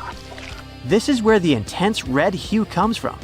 It was a highly valued color, like royal blue and purple, because those insects lived in oak trees and could only be harvested for a short period during the year. So, those dyes were reserved for sacred fabrics, such as priests' clothes, marking status and religious importance. And although this discovery had great significance for archaeology, its size was actually tiny, measuring less than 1 inch. The fragment was discovered in 2016 during excavations in the so-called Cave of Skulls, but it's not known exactly how this fabric got there. According to experts, it's evidence that people knew how to dye wool fibers already 3,800 years ago or so. It also provides us with proof that the ancient textile industry already used animals at about the same time people began to create written sources. Fabrics painted using this type of dye were recorded in more recent periods. But what makes this piece really special is the fact that it is much older than any other. Another important discovery was made in 1980, when scientists found a seed that was over 1,000 years old, which turned into a mysterious tree named Sheba. They spent 14 years cultivating this plant, which is now about 10 feet tall, only to discover later that it could belong to an extinct lineage of trees that had grown in the region. The seed dates back to a period between 993 and 1202 CE, and they believe that Sheba may be a biblical tree commonly associated with healing. Although it's not been possible to identify the exact species, since the tree hasn't flowered, we know that it belongs to the genus Commiphora, which is related to famous African plants, such as the myrrh tree. But time has revealed something even more special. Its leaves and resins are rich in compounds that have medicinal, antioxidant, and even skin-soothing properties. This means that the tree may represent a forgotten lineage whose resin had medicinal value and was mentioned in ancient texts. This brings to light how ancient people dealt with botanical medicine. You have heard about Nikola Tesla. You have definitely heard about the Great Pyramids in Egypt.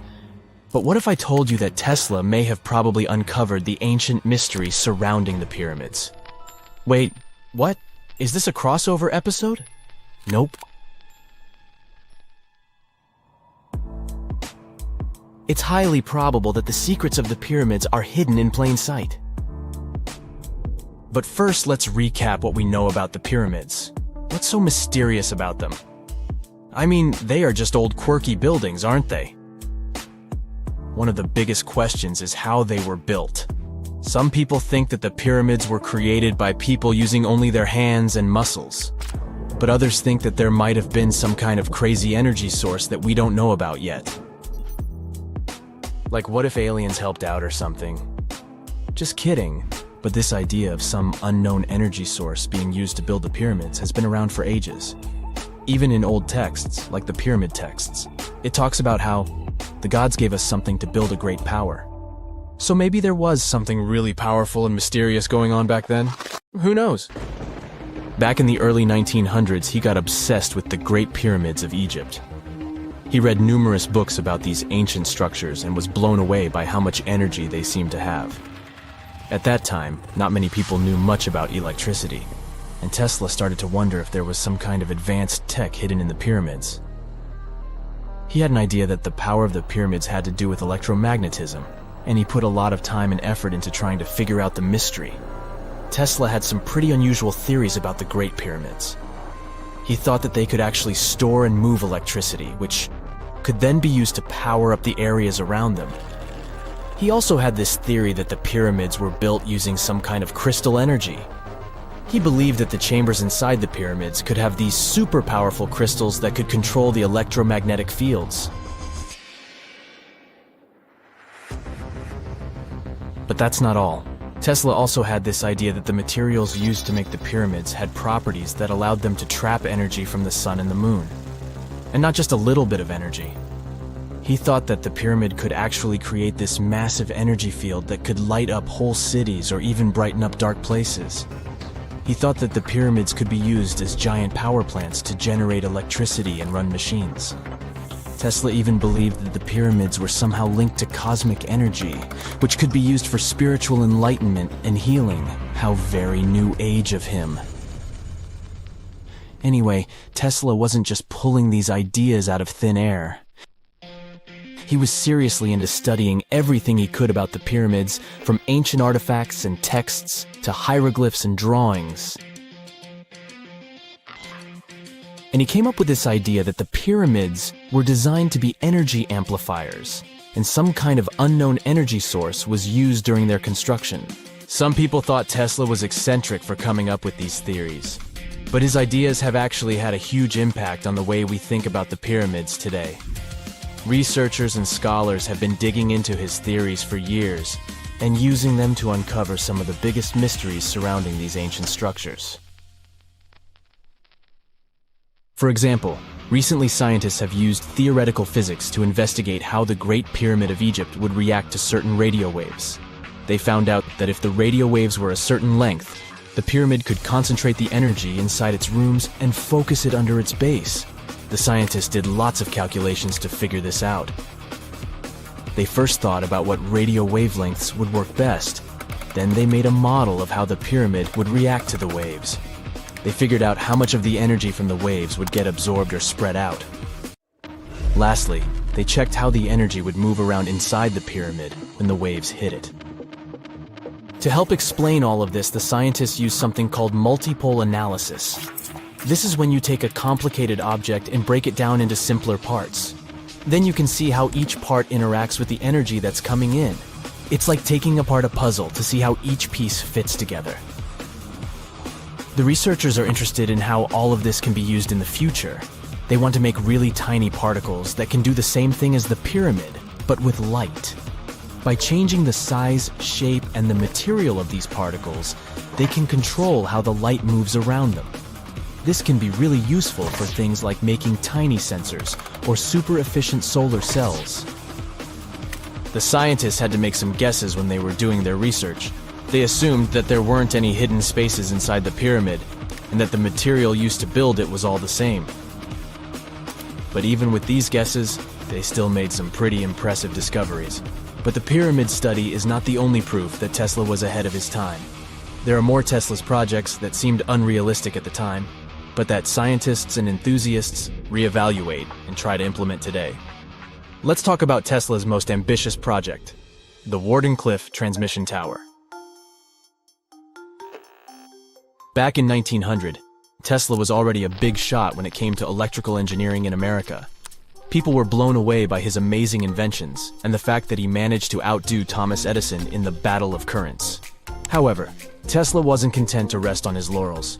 He decided to embark on his most ambitious project yet, the transmission tower at Wardenclyffe. It was built between 1901 and 1905, and it was based on one of Tesla's breakthrough ideas. He had a vision to make the impossible possible by creating a global wireless communication system. It would use Earth itself as a conductor, transmitting music, news, stock market reports, secured military communications, and even facsimile images. Does it sound familiar? Right, it sounds just like the internet that we use today, only without the use of any wires. But Tesla had a much bigger dream in mind: to transmit power wirelessly. He already proved that high-frequency signals could be sent without any wires using his Tesla coil transformers, and this sparked his obsession with wireless energy transmission. His vision was to not only transform the way we communicate, but also to find a way to transfer power currents globally by tapping into the Earth's natural energy. Tesla believed that there was an abundance of free energy all around us that could be used for humanity's benefit. In 1899, he conducted some top-secret experiments and got convinced that it was possible to transmit electrical power through the Earth's upper atmosphere. This is actually how the Wardenclyffe Tower was created. It was supposed to be the prototype station for a network of towers all over the globe that would provide the whole world with wireless energy. Unfortunately, Tesla didn't have the resources or the patience of his investors to bring this project to fruition. It ran into all sorts of financial problems and roadblocks, and in 1917, the unfinished tower was finally torn down for scrap metal to pay off Tesla's mounting debts. Now it remains a sad reminder that even the greatest minds can sometimes fall short of their dreams. The original red brick laboratory, however, is still there, and it is the only Tesla lab that has survived. Fun fact, in 2017, a film crew made a crazy discovery. They used ground-penetrating radar to explore the area around Wardenclyffe, and they found a whole series of tunnels stretching for hundreds of feet underneath the site. Nobody knows exactly what these tunnels were used for, but people have been speculating for years that they were part of Tesla's grand plan. Wardenclyffe, of course, is a major landmark for Tesla enthusiasts from all over the world. Who knows? Maybe someone will finally crack the mystery of the tunnels one day. But even if they don't, the legacy of Tesla and his amazing ideas lives on. If there's a question that still baffles archaeologists to this day, it's this one. How did the ancient Egyptians build those magnificent pyramids? As far as we know today, their resources were quite limited, especially in terms of tools and building materials. We still don't have a fully satisfying answer, but hey, we've got some pretty amazing theories worth considering. The leading contender among these theories involves the clever Egyptians employing a sneaky strategy. Now picture this. They constructed a slanted and curving mound made of bricks, earth, and sand encircling the pyramid to be. As the pyramid grew taller and taller, they simply increased the height and length of this wacky structure. It's like they were playing an ancient game of Jenga. Now, how did they get those massive stone blocks up there? Well, according to the legendary ancient Greek historian Herodotus, they used sleds, rollers, and levers. It sounds like they turned construction into a supersized game of tug-of-war. And guess what? Herodotus also claimed that the Great Pyramid, you know, the one from Giza, the granddaddy of them all, took a whopping 20 years to build. There's more. Herodotus also dropped a mind-boggling number on us. 100,000 men were supposedly involved in this pyramid extravaganza. Did they hire the entire Egyptian population? Well, it might not be as far-fetched as it sounds. These men were probably mostly farmers, so they probably focused on the pyramids when there wasn't much work to be done in the fields. You know, like during the flood season of the Nile River. Obviously, specialists in the archaeological community had something to add to this theory. By the late 20th century, they discovered some evidence that suggests the workforce might have been smaller and more permanent than previously thought. Instead of a massive army of 100,000 pyramid builders, they proposed that a modest crew of around 20,000 workers, accompanied by support personnel like bakers, physicians, and even spiritual leaders, could have gotten the job done. There was also this theory that claimed that the pyramids were actually built from the top downward. It suggested that these colossal structures were nothing more than isolated hills used as quarries. The stones were supposedly drawn from these hills, and over time, competing engineers took charge and transformed them into the iconic pyramids we know today. Now, before you dismiss this theory as a wild fantasy, some folks thought it wasn't completely crazy. After all, there are instances where isolated hills exist, so maybe this theory had a tiny glimmer of truth. Whether it involved ramp building or ingenious work schedules, one thing is clear. Those pyramids have definitely left their mark on history and on our imaginations. Now, speaking of ancient Egyptian mysteries, there's this gigantic unfinished obelisk sitting in ancient Egypt, and scientists are trying to figure out how it was shaped. Now, some people suggest that our industrious ancestors used handheld pounders to get the job done. One expert has a different take on the matter, though. He argues that if we take a closer look at the pattern left behind by the shaping tool, will notice something peculiar.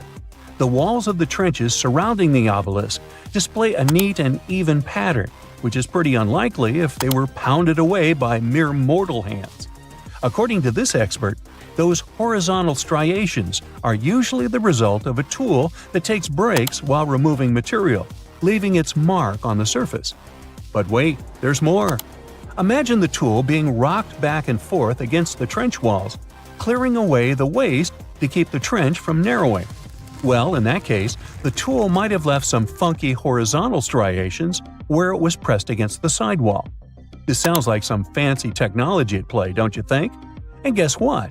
The dynastic Egyptians probably didn't have access to that kind of know-how.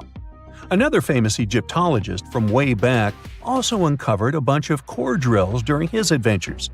Although the actual drill bits are missing, his collection houses these particular core remnants made of limestone, alabaster, and even granite. These constructions aren't the only amazing thing the ancient Egyptians left behind, though. As it turns out, the Egyptians were the genius minds behind the creation of the handheld mirror. Yeah, that little mirror you use every day to check yourself out. But here's the twist. These mirrors are like pieces of art. They were decorated with inscriptions and figures. But that's not all. The Egyptians had a serious concern with their appearance. They knew the importance of personal hygiene and looking fabulous. So, in their quest for pearly whites, they invented toothbrushes and toothpaste. Dental problems were pretty common back then, and their smiles weren't exactly all white.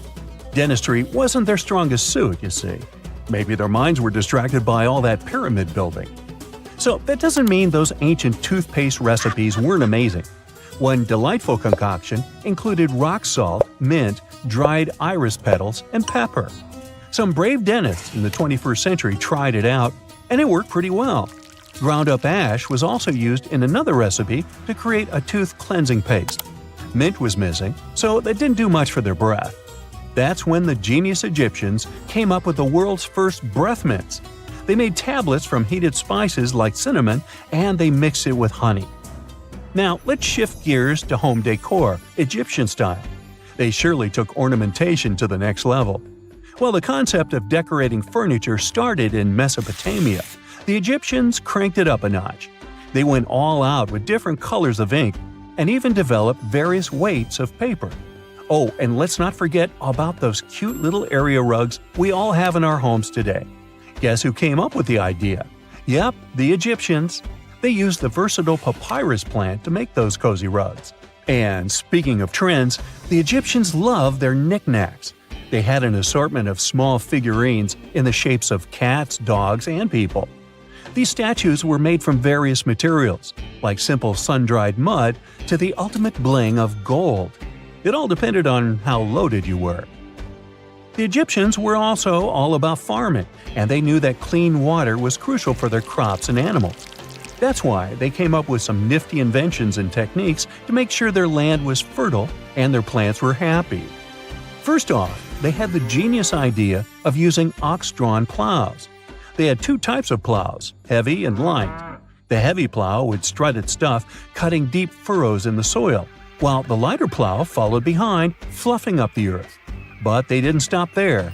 After plowing, the Egyptians would break up clumps of soil and sow the rows with seeds. To give those seeds a good old squish into the furrows, they'd march their livestock across the field, effectively closing up the furrows. But hey, all that hard work would be pointless if their seeds were as dry as the Sahara. That's where irrigation comes into play. The Egyptians were so good at it that other cultures, like the Greeks and Romans, couldn't help but copy their techniques. Now let's switch gears and talk about the marvelous architecture of ancient Egypt. These folks weren't just skilled farmers, they were also architectural maestros. They built these fancy canals to carry water to farms and villages, and boy, did they know how to make those canals look pretty. Just imagine strolling along a canal lined with ornate structures. The pharaoh Ramesses the Great was quite the overachiever when it came to construction.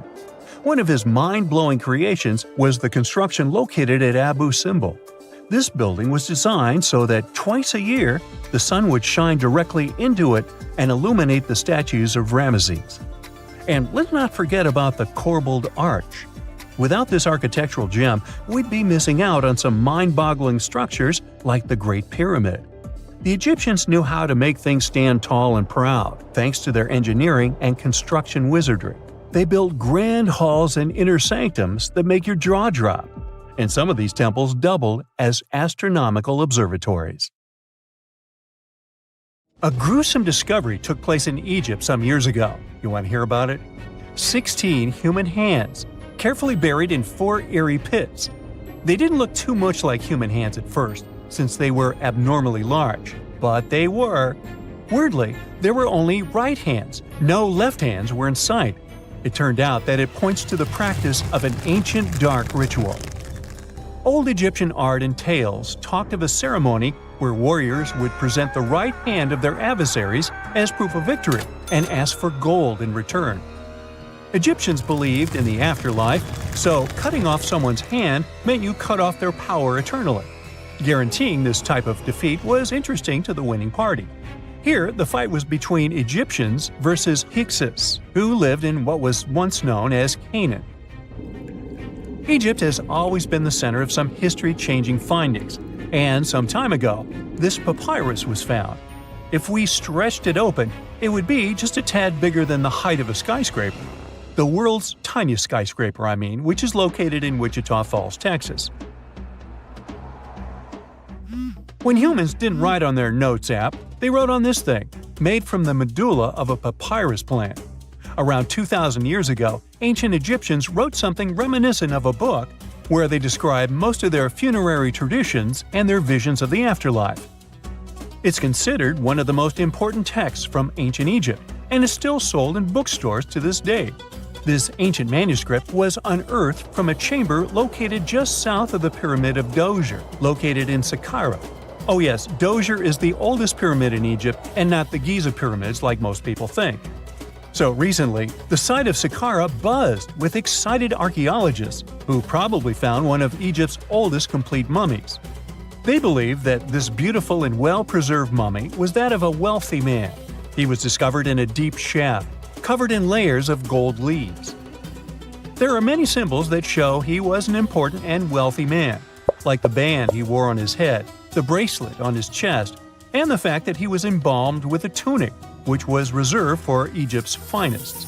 The most exciting part of the entire discovery was finding the resting place sealed with mortar, just as the ancient Egyptians had left it 4,300 years ago. Now this may sound weird, but back in 2008, archaeologists discovered a missing pyramid. Now it went missing because it deteriorated over the span of 4,000 years. Today, you can only see its base. It was a pretty important site back in ancient times. It is said that around the area of the pyramid, the ancients hosted a special type of ceremony where high priests would carry mummified remains of sacred bulls. Now here's a fun fact. Ancient Egyptians believed that Apis bulls were earthly incarnations of the city deity of Memphis and was connected to rites of fertility. It wasn't just any Apis bull though.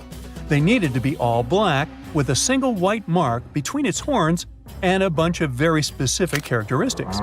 They were selected by the local priests and honored until they passed away. After that, they were mummified and buried in underground galleries.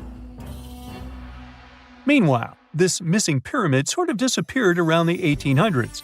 It was a German archaeologist who first found it in the village of Saqqara. He called it the Headless Pyramid when he first found it. But then, years after the official discovery, the desert sand came along and covered the whole thing. There were some excavations between the 19th and 20th centuries, but they weren't too systematic. That's why scientists were so thrilled when they dug an entire pyramid's base after removing the 25-foot mound of sand that was covering it. Oh, and it turns out American archaeologists are excavating a cemetery in Egypt that could contain over 1 million mummified bodies. So far, archaeologists have dug around 1,700 mummies. One of the main differences from other classic Egyptian mummies is that these people weren't kings and pharaohs. They were commoners that most likely lived about 1,500 years ago, when Egypt was controlled by the Roman and Byzantine empires. The name of the cemetery is cool though, the Way of the Water Buffalo, just in case you want to check it out on your next trip. Other than bulls and buffaloes, ancient Egyptians also liked baboons. Are you seeing a pattern here? In the beginning of the 20th century, archaeologists discovered a site filled with mummified baboons in a place called, guess what? The Valley of Monkeys. An animal wouldn't have been mummified if it wasn't considered important. Certain animals were more important than others, since they were linked to specific deities. Jackals were connected to Anubis, the ancient god of the afterlife, and cats were likened to the female deity Bastet. Baboons were a pretty big deal, since they were believed to be connected to Thoth, the deity of wisdom and advisor to Ra, one of Egypt's supreme deities. The archaeologists who studied these animals weren't too happy. They think these baboons were kept inside and were deprived of sunlight for most of their lives. They had extreme vitamin D deficiencies and they were poorly fed. Maybe Thoth got angry with these baboon keepers. Just a guess. Since there's never a boring day for archaeologists in Egypt, they also found human mummies with golden tongues. Since Egyptians were all about the afterlife, they believed that golden tongues might help a person speak once they pass to the other side. I mean, it's a long shot, but hey, why not? Some of these mummies were placed in wooden coffins with goods, such as necklaces, pottery, golden artifacts in the shape of lotus flowers and scarab beetles, and iPhones. Just kidding. A new temple was also unearthed recently in Egypt. Scientists believe it was dedicated to honor Zeus Cassios. That deity would be a cross between Zeus, the almighty Greek deity of the sky, and Mount Cassios. While digging around the Sinai Peninsula in Egypt, archaeologists spotted 2 pink granite columns poking out of the ground, and bingo. They believe these columns represented the temple's front gate and collapsed during an earthquake many years ago. And speaking of deities, there weren't only super serious deities. Recently, scientists unearthed a golden ring in a city south of Cairo.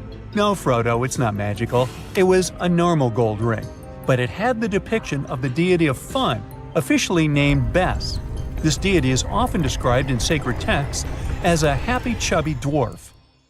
Today, many tattoos we get are sorta deprived of any sense and are made of aesthetic purposes only. In ancient Egypt, though, women would get tattoos as a token of protection for childbirth. That's what scientists think, at least. Around the Nile region, scientists found some mummies that had well-preserved tattoos, which is a rarity since the skin deteriorates so easily. 2 of these women tattooed their lower backs, and the drawings were simple. They were mostly pictures, including that same chubby dwarf we just talked about, Bes. He also had a side hustle as the protector of women during childbirth. Now, would you believe me if I told you ancient Egyptians invented robots? No? Well, that's because that's not entirely true. Sure, they were astronomers, mathematicians, and engineers, and somehow they also squeezed an eccentric invention into that package. An automated deity some scientists called Hathor. This wooden statue had been in the Metropolitan Museum of Art for years before someone noticed its secret. With the help of an X-ray machine, specialists discovered a mechanical operating system inside it. The pulley-like axis goes from the statue's shoulder to her left leg. When the system rotates, the statue raises and lowers her hand. Hey, pick me! Pick me! I got my hand up here. When you hear the word mummy, you might get a chill down your spine. That's because most of us associate this word with those creepy characters we've seen in some scary movies.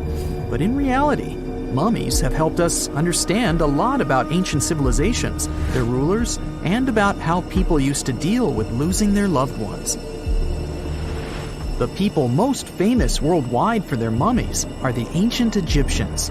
They believed that some sort of existence after passing away was possible, if certain conditions were met.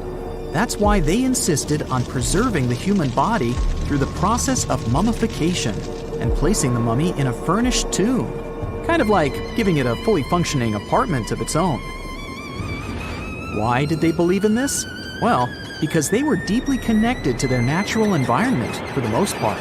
They saw the natural cycles around them, like how the sun rose every day, followed by the moon, or how new life was always sprouting from plants, even after they had wilted away.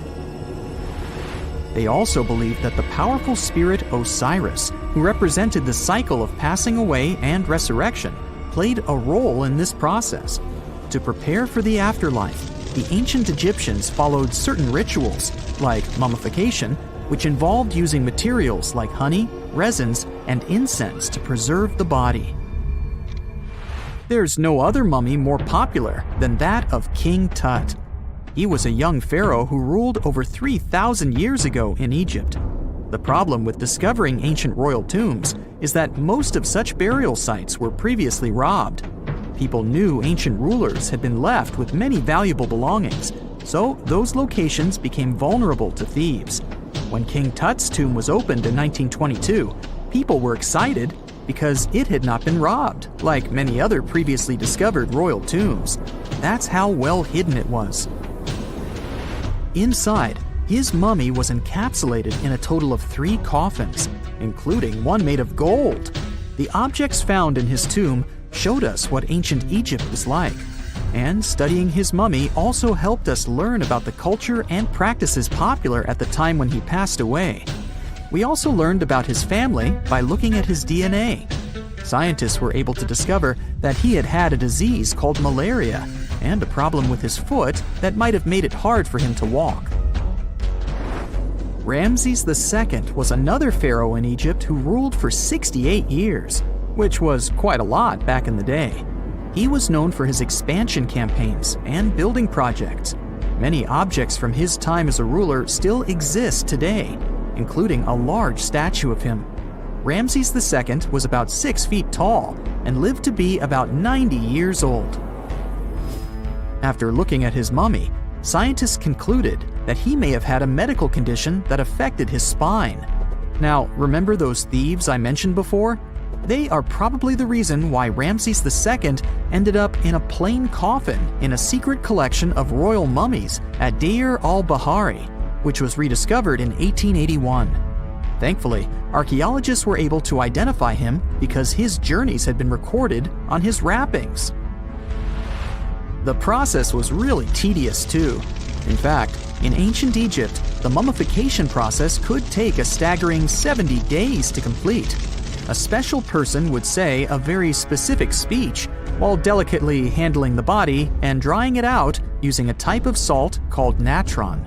They also used linen and resin to make the body look more lifelike and to wrap it in cloth. The tomb was equally as important for ancient Egyptians. The walls of King Tut's tomb, for example, were adorned with intricate artwork that depicted his journey to the afterlife, from his burial procession to his passage through the underworld. The ancient Egyptians believed that everyone made this journey after passing away, and they filled their tombs with items and paintings to help the person in their spiritual travels. Additionally, the walls of the tomb were decorated with spells from a special book, which contained a collection of poems that the Egyptians believed would help people reach the afterlife. And speaking of how important this journey was, people also placed food in these ancient tombs. In King Tut's tomb, archaeologists discovered 36 jars of vintage beverages and 8 baskets of fruit, which were believed to be left there to help him in his journey to the afterlife. The Egyptians believed that traveling to the afterlife took a really long time, so they left a lot of supplies, such as food and water, to sustain their loved ones. Pharaohs also generally had numerous luxurious garments and beautiful jewelry in their tombs to ensure that they would have a fashionable journey. These items included various types of linen clothing, such as tunics, scarves, gloves, and headdresses, as well as a lot of gold jewelry with precious stones, like bracelets, buckles, pendants, necklaces, rings, and even precious depictions of insects for protection. Some were also deposited with fans made from ivory and ostrich feathers to keep them cool in the afterlife. Some ancient rulers were even placed in their forever apartments along with boats. For example, Pharaoh Khufu built the Great Pyramid at Giza as his tomb, and a large ship was found inside. King Tut, however, was buried with multiple boat paddles, but no actual boat. Instead, he had 3 chariots and numerous walking sticks made of precious materials, perhaps indicating he'd rather travel to the beyond by land, not by water. Amongst the most interesting objects found near ancient mummies are bottles of oils and perfumes. If rulers were supposed to be fashionable, why not smell nice too, right? Also, Some of them had some ancient kinds of board games, most of them made out of precious materials like gold or ivory. One of those games was called Senet. It was very popular amongst the ancient Egyptians and very similar to modern-day chess. The ancient Egyptians may have the most famous mummies out there, but they weren't the first to invent the procedure. In fact, it all started in South America with an ancient civilization named the Chinchorro. As far as we know today, these people were the first to mummify their loved ones that had passed away. They did it somewhere around 2,000 years before the Egyptians started their own rituals. Sure, we can tell a lot about ancient rulers by studying these mummies, but until recently, we had no idea what they really looked like during their lifetime. Not so long ago, though, some very special mummy paintings were found by archaeologists studying ancient Egyptian objects. These mummy portraits are highly detailed paintings of individuals that were made while they were still alive. Such paintings were often painted on wood, as opposed to the classical portraits we all know about, which are painted on canvas. They are known for their realism and beauty, and have even been used by researchers to diagnose diseases by comparing them to the corresponding mummies. Some of these portraits also include depictions of jewelry, which was later found on the mummies. The recent discovery of these mummy portraits in Central Egypt is significant, as it marks the first time in over a century that such paintings have been found. Mummies appeared all around the world naturally, too. Mummification can occur without people intervening because of natural conditions, like extremely cold or hot environments, places with a lack of oxygen, or accidental exposure to chemicals that preserve the body. These conditions don't allow bacteria to grow, resulting in the body remaining more or less intact. Famous Otzi was one of these mummies. We know today he was a man who lived around 5,000 years ago in Europe. But upon his discovery in the Alps in 1991, Austrian authorities initially believed that he was a modern mountaineer because of how well preserved the body was. However, after the Iceman was removed from the glacier, it was determined that he was actually from the Copper Age. Archaeologists were looking for the long-lost tomb of Cleopatra when they found something that seemed too good to be real. Roughly 43 feet underground beneath a ruined Egyptian temple, there was a perfectly straight tunnel, carved through solid sandstone. The tunnel is over 4,200 feet long, and so precise that experts called it a geometric miracle.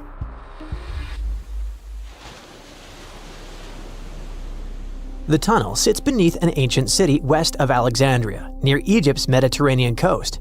The team that found it carefully peeled back layers of stone and debris until they hit this passage, about 6.5 feet tall, cut cleanly into bedrock. There were no collapse marks or wandering curves, just precision. If you've ever tried to drill a straight hole into a wall at home and failed within seconds, imagine doing this underground for nearly a mile. Ancient builders had no GPS, no lasers, no modern surveying tools. Yet, this tunnel stays remarkably level over its entire length. That means they understood gradients, angles, and distance in a way that goes far beyond stack stones and hope. Engineers today rely on machines to maintain that kind of accuracy underground. These people relied on knowledge, repetition, and patience. Parts of the tunnel now sit underwater or collapsed, probably after several earthquakes that struck the region centuries ago. Some experts think the tunnel may have once connected the temple to water sources or ritual areas closer to the sea. Archaeologists noticed that the Egyptian tunnel is an exact replica of the Eupalinos tunnel in Greece. It's believed to be one of the most important engineering achievements of antiquity, which only makes the Egyptian tunnel more special. Underground passages in ancient Greece linked temples to sacred springs. Back in ancient times, people moved through space in specific ways, underground and above, to reenact myths and journeys of gods. A tunnel like this could represent a path to the underworld, rebirth, or divine transition. Nobody would invest this much effort in construction just for decoration. Plus, in earlier digs at the site, archaeologists pulled up all kinds of artifacts, including coins with the names and faces of Cleopatra VII and Alexander the Great.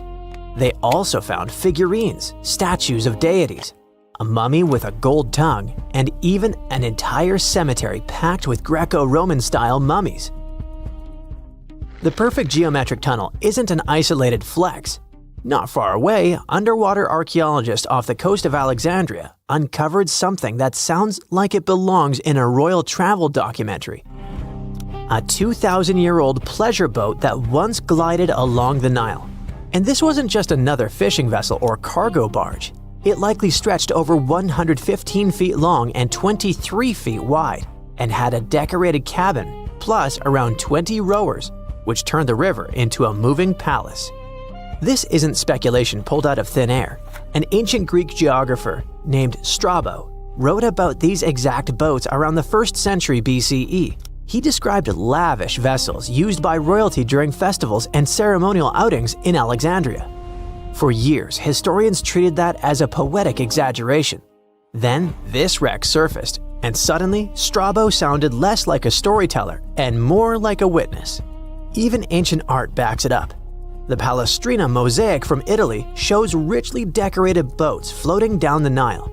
They match both the texts and the physical evidence almost perfectly. Inside the wreck, archaeologists found something small but incredibly human. Graffiti scratched into the wood in Greek. Just writing left behind by someone who stood on that deck 2,000 years ago. Researchers haven't fully decoded the text yet, but its existence alone matters. It tells us this wasn't just a floating symbol of power. People lived on it. It was sort of like a modern luxurious yacht, and the Nile was like a highway. All types of vessels with passengers were moving back and forth, visiting friends, carrying their goods for trade, doing business, and, of course, going on pleasure cruises. The location of the pleasure boat makes the story even better. The boat sat near the temple of Isis on Abydos, an island that once hosted royal and religious buildings before earthquakes and rising seas erased it from the surface. That temple collapsed around 50 CE, and researchers believe the boat may have sunk during the same disaster. Another recent find that has to do with life on the Nile is the lower part of the massive worship complex about 10 miles southwest of Cairo. It connects directly to an upper temple dedicated to Ra, the Egyptian deity of the sun. The newly excavated part is a 4,500-year-old valley temple. The upper temple sits on higher ground, and archaeologists excavated it years ago. The valley temple is closer to the Nile, and it's connected to the upper part by a causeway. A German Egyptologist actually started excavating part of the temple back in 1901, but the groundwater sat much higher then, and he had to stop. Now, the groundwater level is lower, and a modern team has managed to excavate about half of the Valley Temple since 2024. Once they got in, archaeologists uncovered the remains of a columned entrance portico. Then they found blocks carved with a calendar of religious events, almost like an ancient public schedule. The text includes feasts for Saqqara, a falcon-headed deity linked to Memphis, which was a major capital during the Old Kingdom, plus the festival of Min, a fertility deity, and even the procession of Ra. The calendar blocks all showed up around the entrance portico area, which most definitely means that the outside facade of the temple displayed this long feast calendar publicly. That's why archaeologists think this might be one of the earliest examples of a true public calendar ever found. A literal event list for an entire community, built into the architecture. On top of that, the team found dozens of decorated blocks covered in inscriptions that named a pharaoh who ruled around 2420 to 2389 BCE and had the temple built. This temple shows how people moved through ancient Egypt. Because the upper temple handled the main worship, but the valley temple made the whole place accessible. It acted like the landing area for boats coming in, either directly from the Nile or more likely from one of its side channels. So instead of hiking across desert terrain, visitors could arrive by water, step onto the temple's landing stage, enter through the valley temple, then head up the causeway ramp toward the upper temple on the hill. After about a century of use, researchers found that the valley temple had been repurposed into a residential area. And the best part is, what they found from that era: 2 wooden pieces used for playing Senet, an ancient board game. Senet shows up at other Egyptian sites too, including King Tutankhamen's tomb, but nobody fully agrees on the rules today. Some discoveries in Egypt create new mysteries instead of solving the old ones. Earlier in 2025, archaeologists announced the discovery of the first pharaoh's burial found in or near the Valley of Kings since King Tut's tomb in 1922. The newly found tomb of Thutmose II flooded almost immediately after burial. Ancient officials rushed in, removed the mummy and most of the grave goods, and hid them somewhere else. The weirdest part is that an alabaster ointment jar inside the tomb links the burial directly to Hatshepsut, Thutmose II's wife and half-sister. The inscription basically says she made this monument for him, which proves she arranged his burial. But it still doesn't explain why she placed him here and later chose the Valley of the Kings for herself. Now, archaeologists are studying a huge mound of rubble near the tomb, about 75 feet tall, and suspect it was built to hide something important. If a second tomb sits underneath, it could be complete and undisturbed.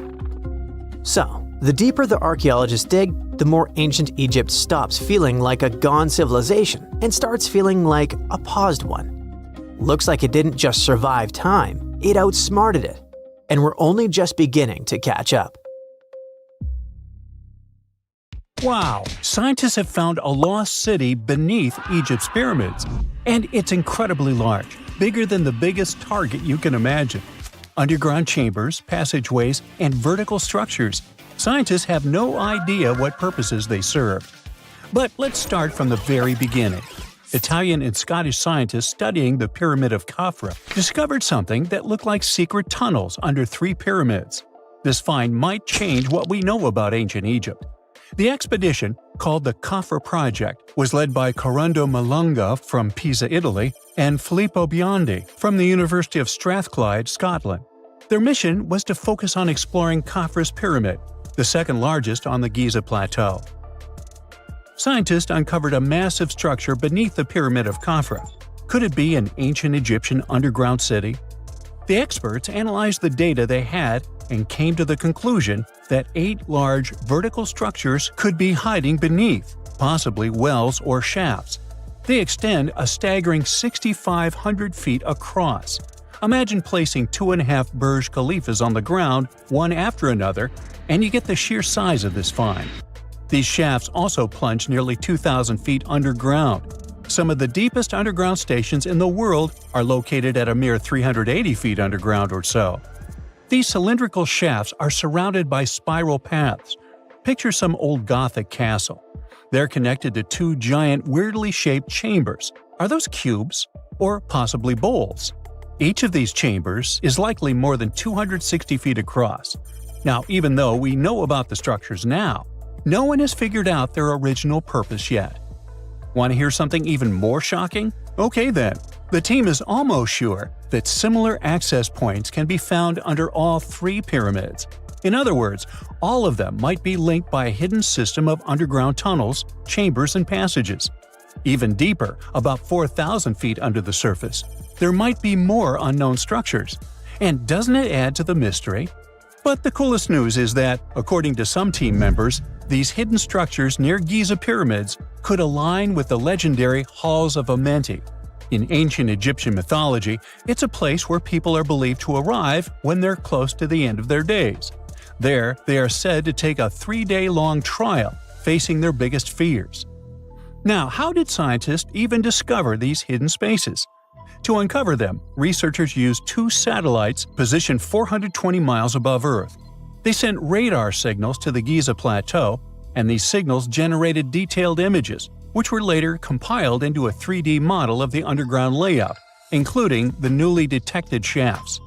Then, using synthetic aperture radar or SAR technology, which is a type of radar that can penetrate through stone, the team also spotted 5 small room-like structures hidden deep within the pyramid. One of these chambers contained a sarcophagus, which was once thought to be the tomb of Pharaoh Khafra. But now, scientists believe this was a mistake. The true burial site is likely to be elsewhere.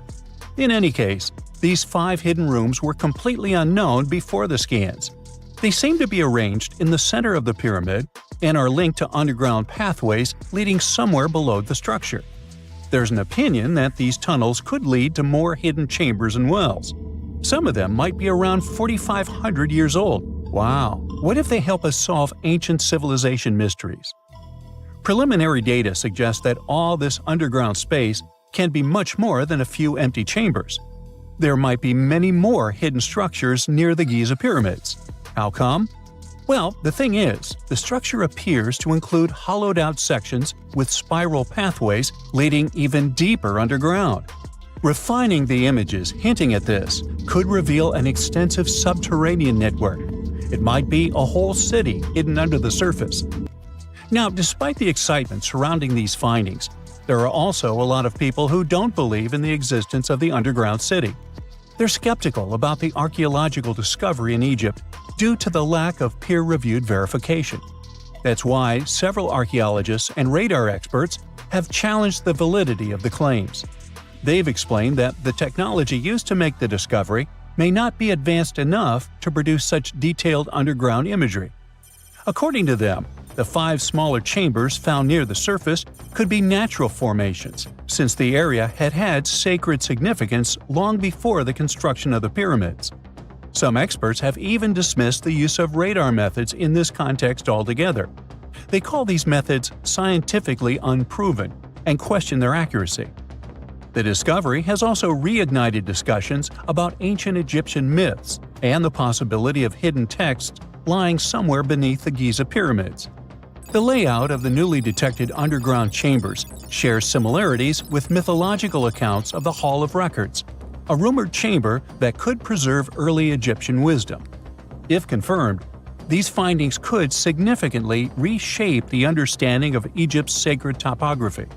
Plus, this lost city beneath Egypt's pyramid could become physical evidence of previously unknown underground structures. That's why the Khafra project is super eager to begin excavating to confirm their findings. But getting approval from Egyptian authorities is a challenging process. The discoveries still need to undergo peer review before they are accepted by the academic community. By the way, this recent archaeological discovery in Egypt comes on the heels of another discovery involving a weird structure beneath the Royal Giza Cemetery, which researchers believe is unnatural in origin. Archaeologists used remote sensing techniques and uncovered a mysterious L-shaped structure underground in the Western Cemetery of Giza. This area is known to house burials of royal family members and high-ranking officials. Many of the tombs in the cemetery have above-ground mastabas, rectangular stone or mud brick structures with flat roofs. But there is an area in the center of the cemetery where there are no above-ground structures. To investigate this unexplored region, the team used electrical resistive tomography and ground-penetrating radar.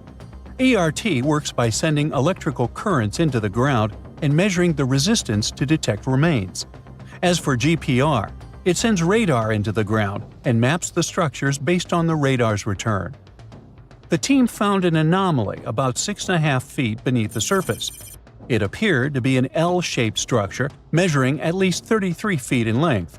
The readings suggested that the structure had been backfilled with sand after its construction. This made the team hypothesize that it could be a mix of sand and gravel, or possibly an air void.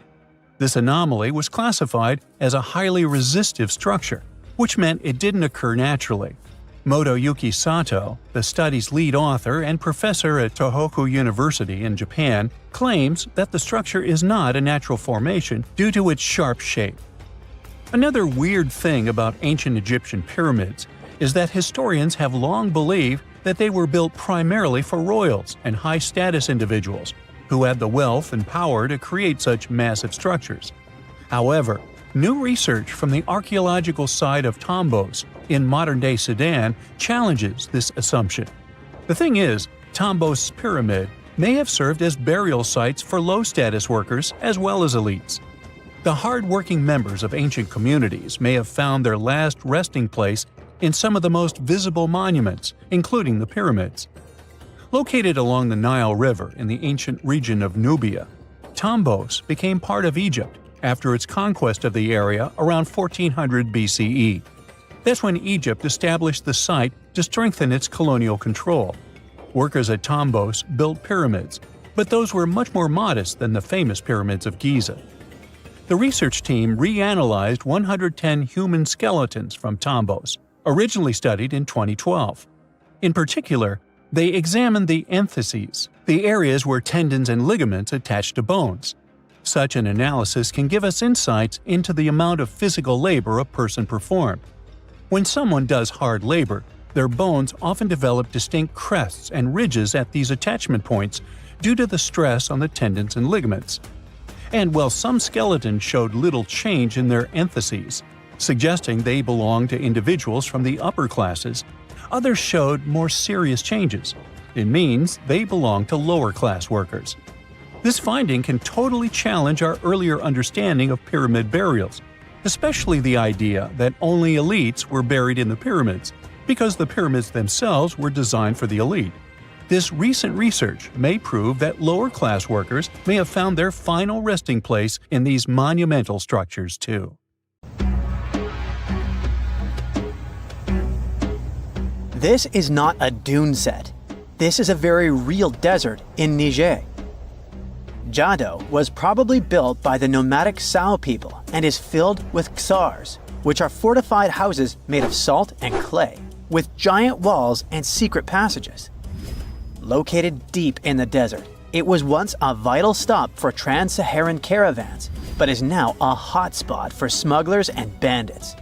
The site has been off-limits since 2002 due to its dangers. The origin of the ksars remain a mystery. No archaeological studies have been conducted, leaving many questions unanswered.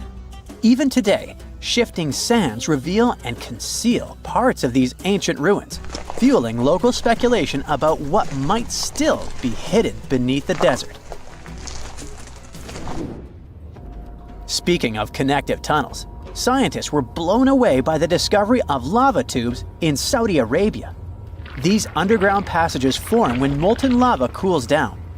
Researchers believe that ancient nomadic groups may have utilized these tunnels to survive the super harsh desert climates.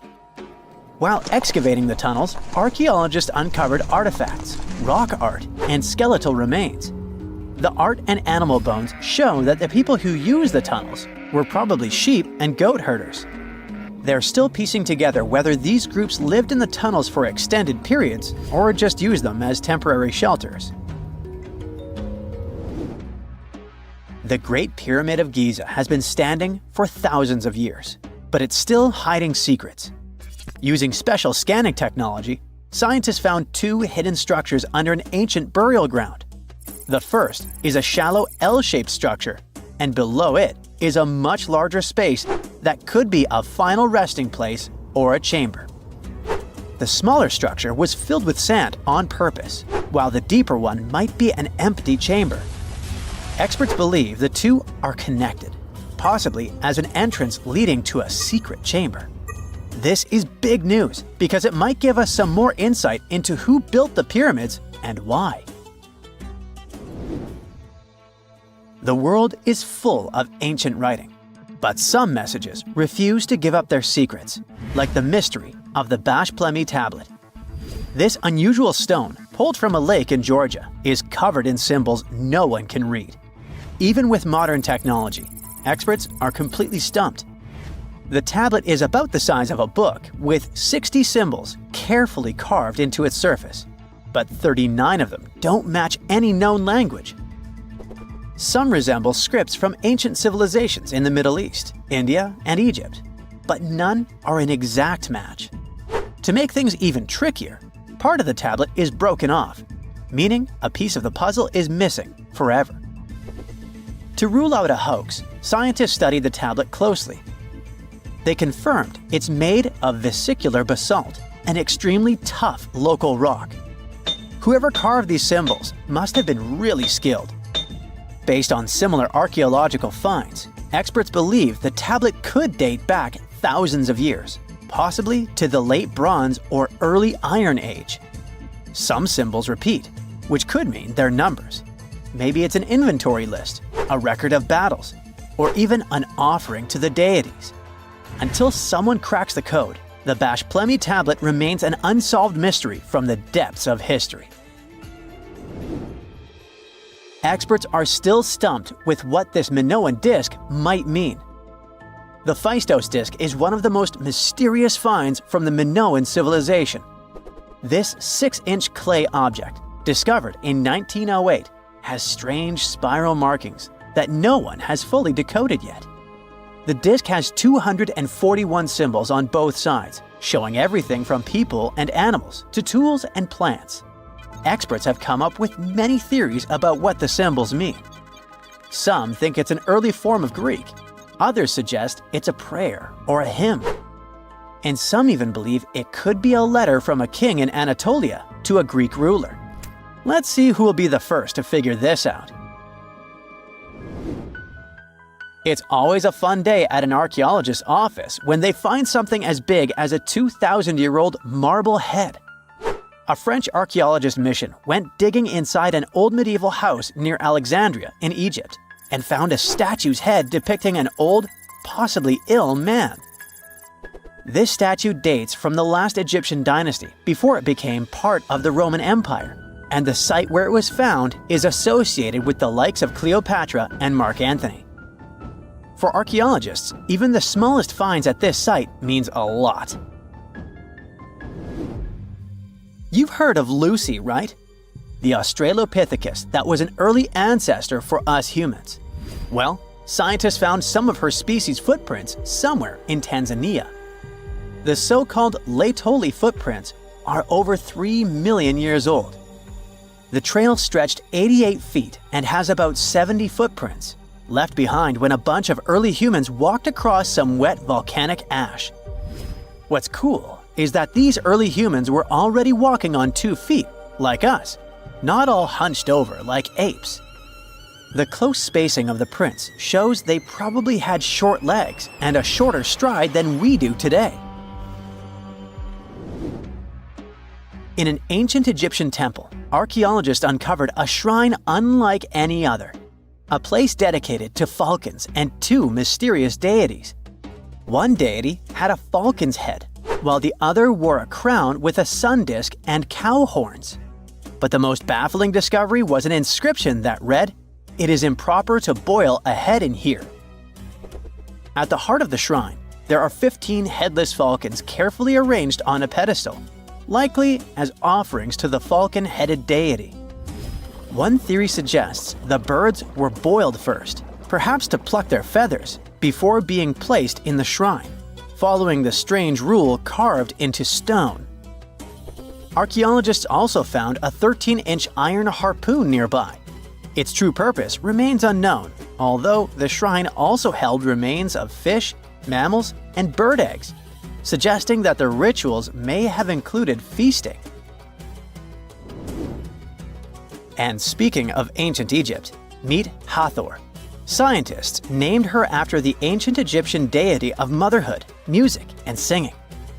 This wooden statue, housed at the Metropolitan Museum of Art, was thought to be just a beautiful artifact, until a surprising secret was uncovered.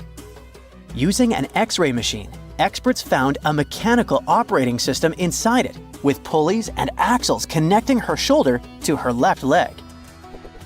When activated, the system made her hand raise and lower, an engineering marvel from over 3,000 years ago. The statue was created during Egypt's Middle Kingdom, around 1800 BCE, and is often compared to 19th century automata due to its advanced design. It's believed the statue was used in religious ceremonies, symbolizing Hathor's role in dance and music.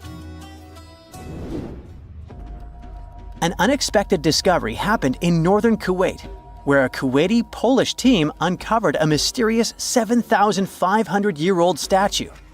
The statue features an elongated skull, no mouth, narrow eyes, and a flattened nose.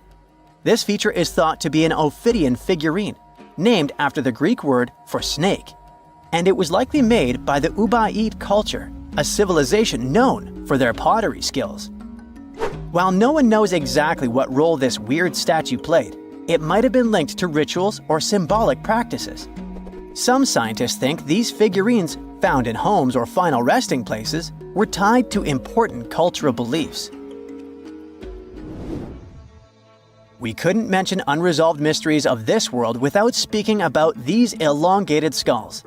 In the deserts of Peru, researchers uncovered 5 ancient skeletons, 2 with unnaturally elongated skulls. While head shaping was common in many cultures, these skulls defy explanation. Local legends tell tales of the so-called gentiles, a mysterious race banished underground by the powerful deities. Some say this is what the skulls represent. Others think this is some type of genetic anomaly, which was confirmed after finding an infant skull, too large to be artificially shaped. For over 3,000 years, no one knew this place even existed. And then, out of nowhere, archaeologists digging near Alexandria uncovered something absolutely shocking: a forgotten Egyptian city. This place is buried under Greek ruins, hiding secrets that could rewrite the history of pharaohs and their armies. And one of the artifacts, which looks like a simple wine jug, changed everything. We thought that we already placed all the important parts on the map of ancient Egypt: pyramids, Thebes, Luxor, Alexandria. But nope, the map just got an update. The new city was a big deal, and it's about 3,400 years old. It's just been discovered at the site called Klnugos. This place is located west of Alexandria and tucked between the Mediterranean and a saltwater lake called Lake Mariut. This discovery raised a few eyebrows. Scientists thought that this place used to be empty and that it was only settled by the Greeks in about 332 BCE. But it turns out that people lived in Klnugos way before that. When archaeologists were digging through Greek ruins, they started noticing something unexpected: mud brick walls. Yep, you know, the pyramid type.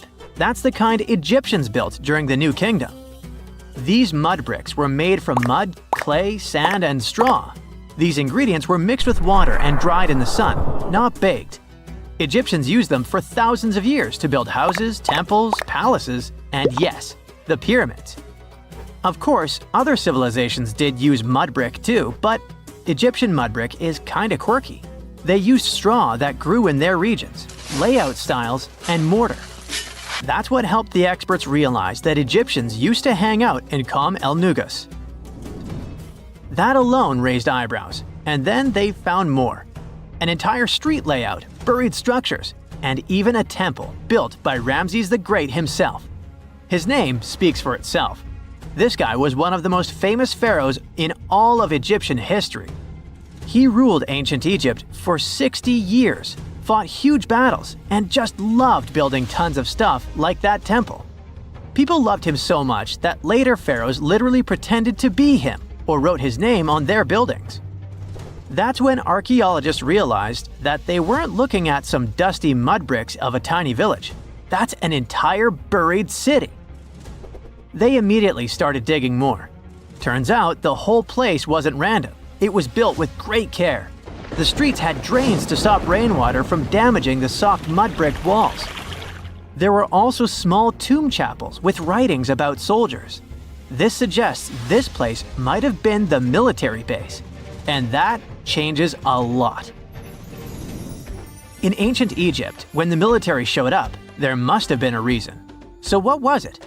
Protection? Conquest? Control of something important? In the case of this city, it was probably about wine, water, and trade on the edge of the desert. What's even crazier is that we still don't know just how big it was. The team has only uncovered part of it so far. There could be fortifications, warehouses, administrative buildings, or even more religious or royal structures waiting underground. We also don't know what this town was called in ancient times. That name is still buried. But it might be uncovered someday, maybe inside a wall, maybe on a scroll, maybe on another broken jug. One of those already turned out to be a mind-blower. A chunk of a ceramic jar, called an amphora, had a royal seal pressed into it, and that seal bore the name Meredaton. Princess Meredaton wasn't just anyone. She was the eldest daughter of Queen Nefertiti and the older sister of King Tutankhamun. Yes, that's right. Both Nefertiti and King Tut were involved here. All that was about a century before Ramses the Great built one of his temples here. Looks like the city was founded back in the days of another pharaoh, the pharaoh Akhenaten, husband of Queen Nefertiti, father of Princess Meritatan, and future king Tutankhamun. That guy, Akhenaten, was a bit of a wild card. He was the type who really gets weird about one of his interests. He tried to completely change Egypt's religion, forcing everyone to worship the sun disk called Aten instead of the usual deities. He basically told all Egypt that all their mythology was wrong, and from now on, there will be no more Osiris, no more Thoth or Set.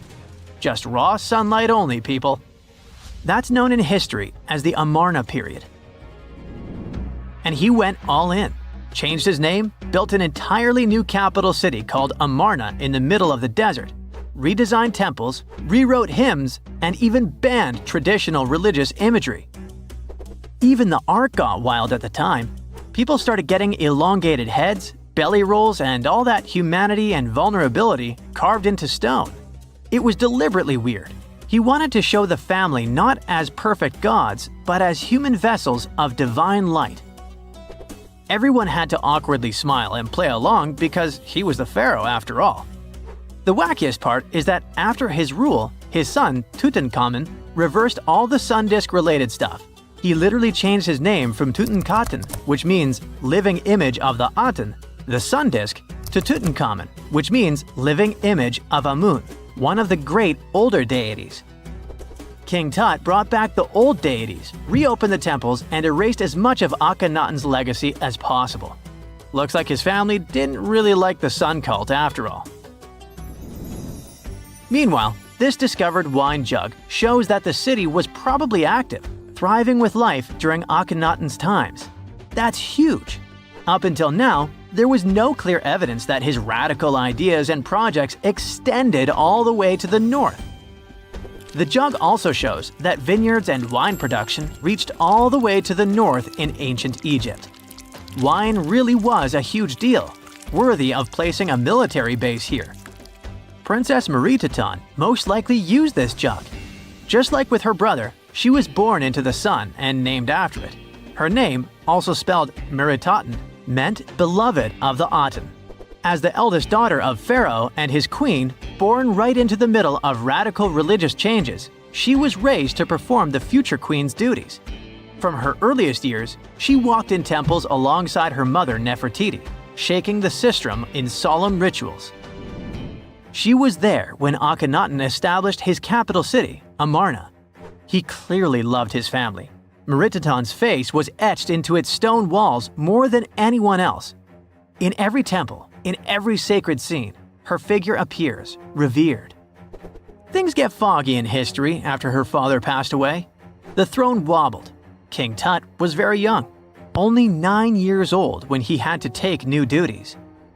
Meritatan seemed to have been a brief step between her father and her younger brother. She married someone called Smenkhkare. History isn't even sure who that mysterious man was. Could have been a puppet, a phantom king in a crumbling dynasty. May have even been her brother. Whatever the truth was, these two took power and ruled together for a while. Meritatan got the title of the Great Royal Wife, a title of immense power. But Smenkhkare was a very short-lived ruler. He passed away just in about a year. There are some speculations among historians that Meritatan was the actual ruler, the informal female pharaoh, because her brother was too young. Some theories say that she raised Tutankhamun and became a sort of queen regent, mentoring the child who would be used to restore the old order. But all this is unconfirmed. It's very hard for historians to find information about that time because the Amarna period was later condemned.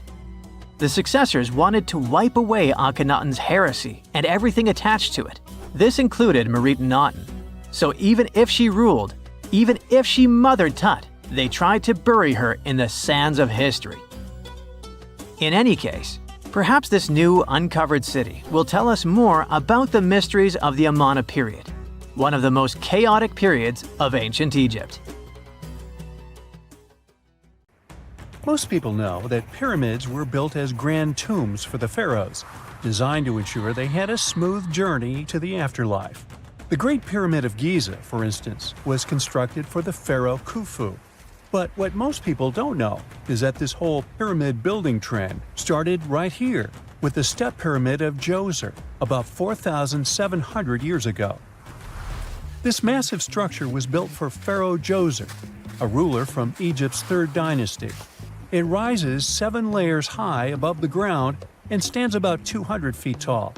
We think of it today as a phenomenal architectural project, but for ancient Egyptians, the step pyramid of Djoser turned out to be more like a massive experiment, a trial run, if you will, to perfect their building skills before they moved on to even more ambitious pyramids. Reaching new heights is super exciting, but the real mystery is what is going on below the ground. In this pyramid's underground labyrinth, there is a network of tunnels stretching about 3.5 miles long, and some researchers believe these tunnels might have been part of a sophisticated water system that could completely change what we think about pyramid construction. Let's talk about this massive complex located in Saqqara. Surrounding the pyramid, there's what's known as a dry moat, a continuous trench that is up to 164 feet wide and almost 2 miles long. It forms a sort of rectangular shape around the pyramid. This trench has an average depth of about 65 feet. Now, if you were to add up all the earth and rock they dug out to create this moat, it would be about 10 times the volume of the step pyramid itself. For the longest time, people just assumed this trench was nothing more than a huge quarry, a place where they dug up stone and clay to build the step pyramid. Makes sense, right? But when you take a closer look, it doesn't add up. The trench is too narrow and deep to be practical for mining, and its layout doesn't match anything we know about ancient Egyptian quarrying methods. Plus, some sections of the trench are actually covered with a rocky ceiling, which would have made it nearly impossible to use as a quarry. Another theory suggests that the dry moat had some kind of spiritual significance. Maybe it was a sacred place, where souls of nobles gathered to serve the late king in the afterlife. There are even niches in the walls that work as a hint at this spiritual function. But most researchers believe that this purpose likely developed much later, long after the complex was built for Djoser. So what was the moat really designed for? In 2020, a researcher came up with a pretty intriguing idea. It is possible that this trench was actually designed to collect and manage water, especially after heavy rainfalls. Now, that makes sense when you consider the location. The moat sits in an area that could easily have been flooded by runoff water from nearby plains. This could also explain why the trench wasn't used for new graves until much later when the climate became drier and less prone to flooding. The story becomes even more intriguing as this trench appears to be part of a larger, more complex hydraulic system within the Djoser complex. It is like the trench has several compartments, carefully carved out of the rock and connected by tunnels. These compartments likely served as a part of a water treatment system, where water would flow from one compartment to the next, getting cleaner as it moved along. Now, here is where things start to tie into the pyramid itself. The Djoser complex has a series of underground shafts, and some researchers think that water from the moat's deep trench might have been used to power a hydraulic lift system, and this giant water-powered elevator could have been used to raise the heavy stones needed to build the pyramid. It worked like a volcano, but instead of lava, water did the heavy lifting. Imagine a big deep hole in the ground at the center of the pyramid site. Inside this hole, there was a huge wooden platform, kind of like a giant raft that could move up and down. When the workers wanted to lift a heavy stone, they would fill the hole with water. As the water rose, the wooden platform started to float up, carrying the stone with it, almost like a giant water-powered elevator. When the stone reached the right height, the workers slid it off the platform and onto the pyramid. The idea is that water from the deep trench, after being cleaned and filtered, would flow into these shafts. A massive float, possibly made of wood, would then rise as the water filled the shaft, lifting the stones up to where they were needed for construction. Once the stone was in place, they'd let the water out, lowering the platform back down to the bottom, ready to lift the next stone. This fancy hydraulic lift system could have been a game changer, making the whole building process a lot faster and more efficient without using a lot of workforce. It is like the ancient Egyptians were already embracing the whole idea of work smarter, not harder. But of course, not everyone is on board with this theory. Some experts argue that the area where the step pyramid of Djoser was built couldn't have held enough water from occasional rains to maintain such a fancy hydraulic system.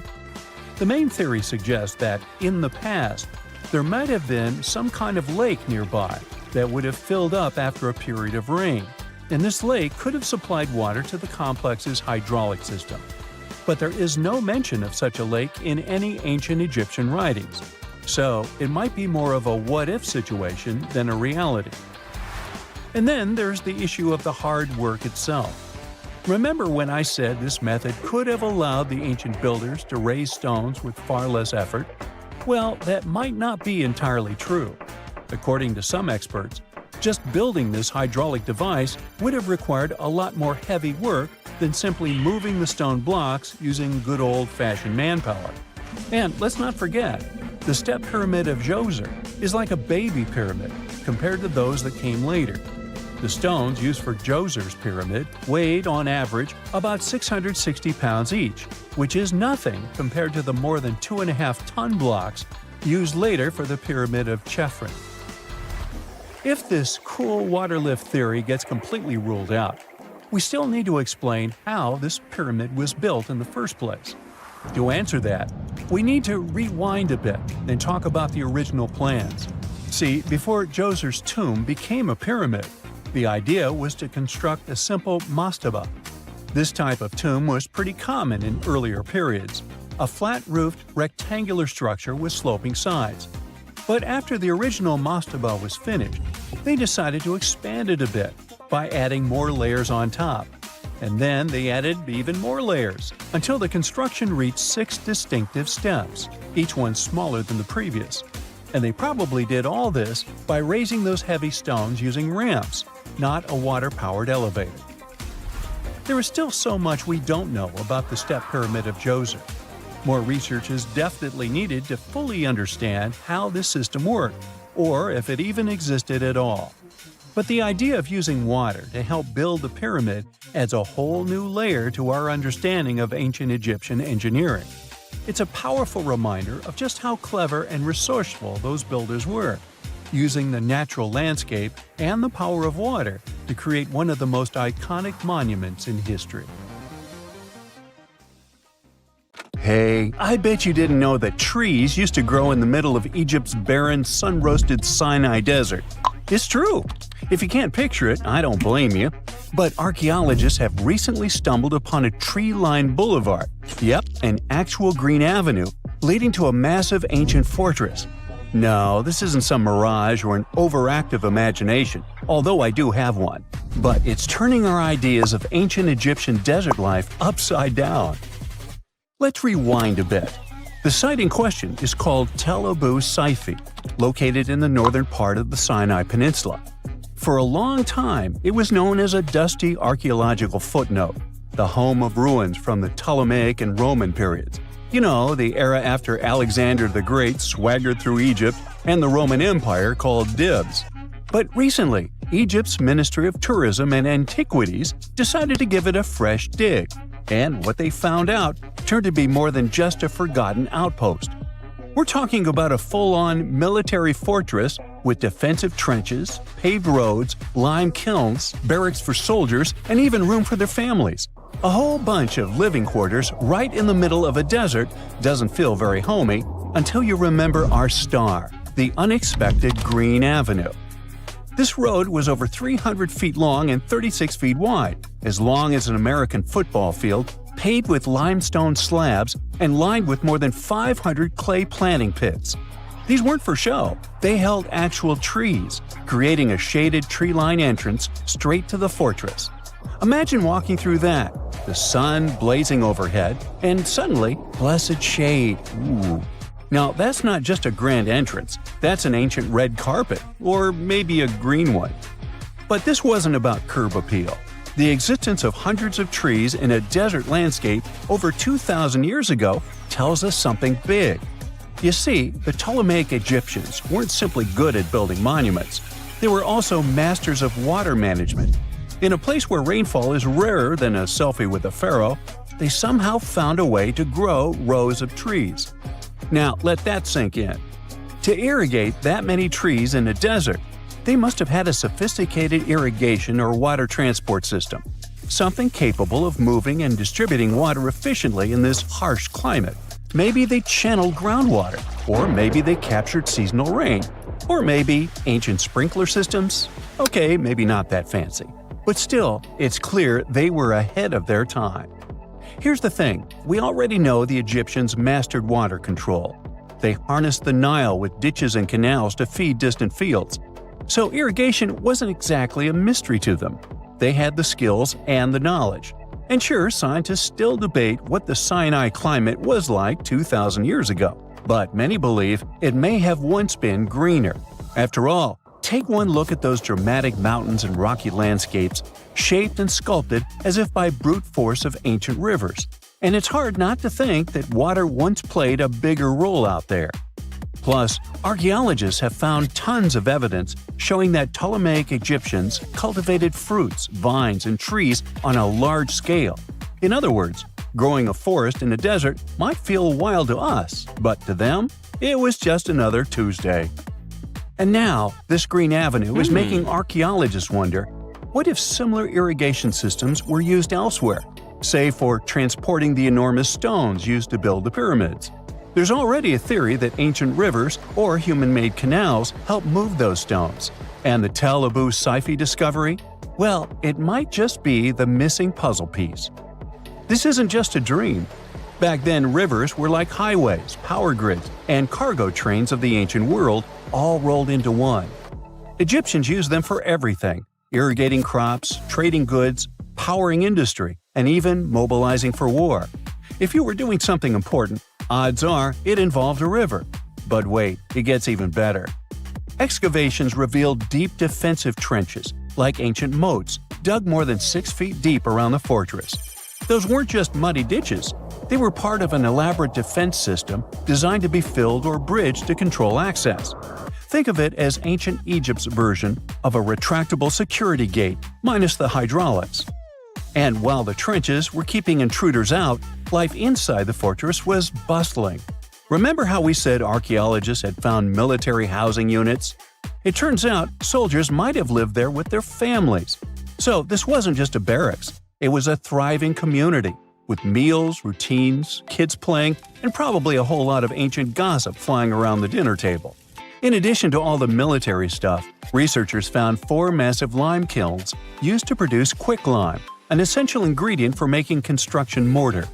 These kilns are a big deal because they suggest that during the later Roman period, Tel Abu Saifi turned into an industrial hub. It was like the Home Depot of ancient Egypt, churning out materials to build and repair buildings. But here's where the plot thickens. Underneath all of this, beneath the roads, the trenches, the kilns, archaeologists found the corners of an even older structure, a mystery building. Could it be the remains of a third, much older fortress? Or an ancient cemetery or lost city? Nobody knows yet, but one thing's clear, this story isn't over. Honestly, this might be the coolest archaeological cliffhanger of the decade.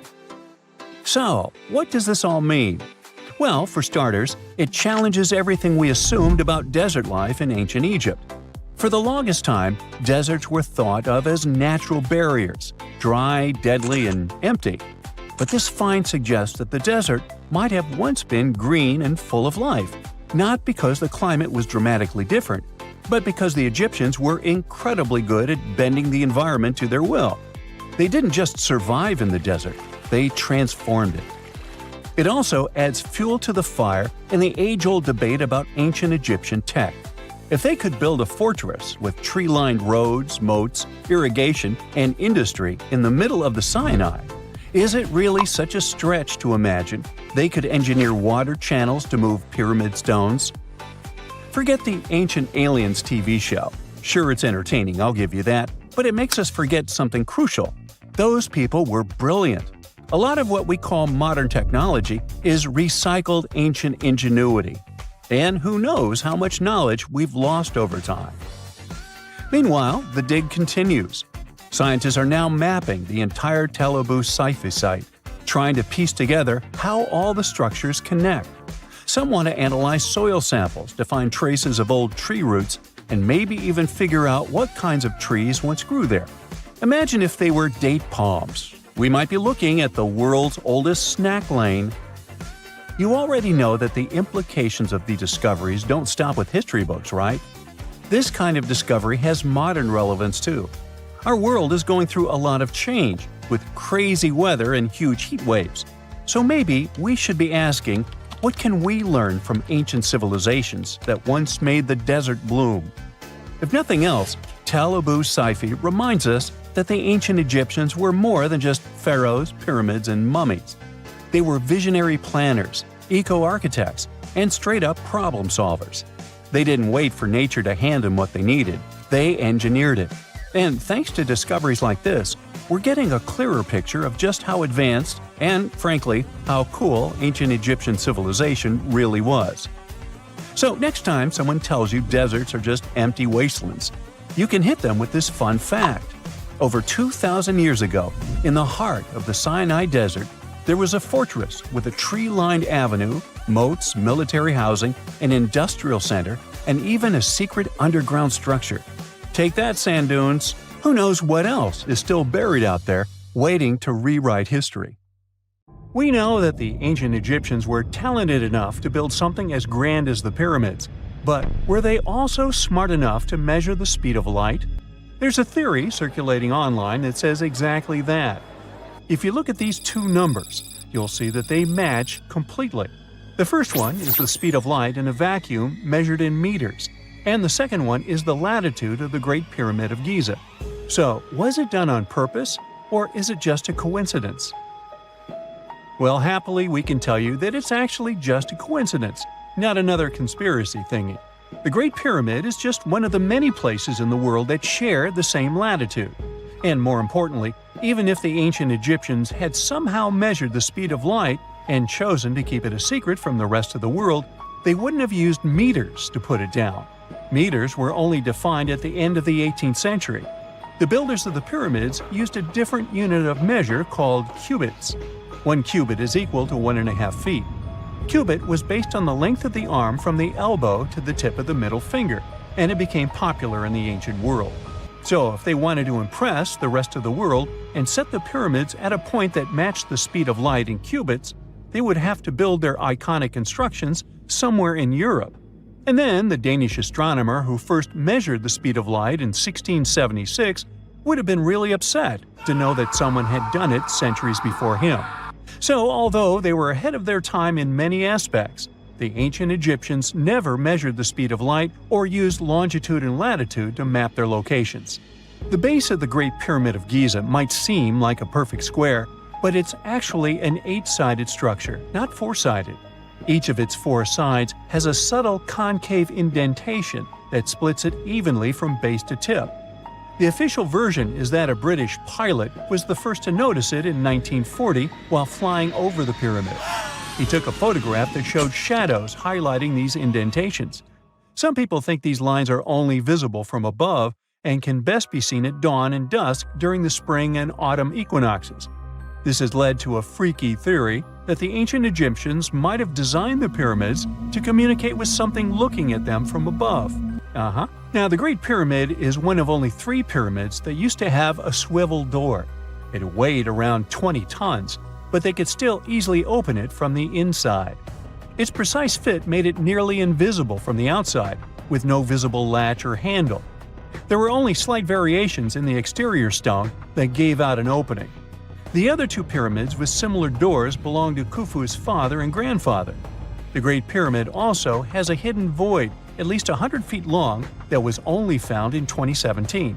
We still don't know what lies within the space, what purpose it served, or if it is the only space of its kind. Researchers used the same tech to see through cathedral walls, Mayan pyramids, and even volcanoes. It depends on a natural shower of subatomic particles called muons.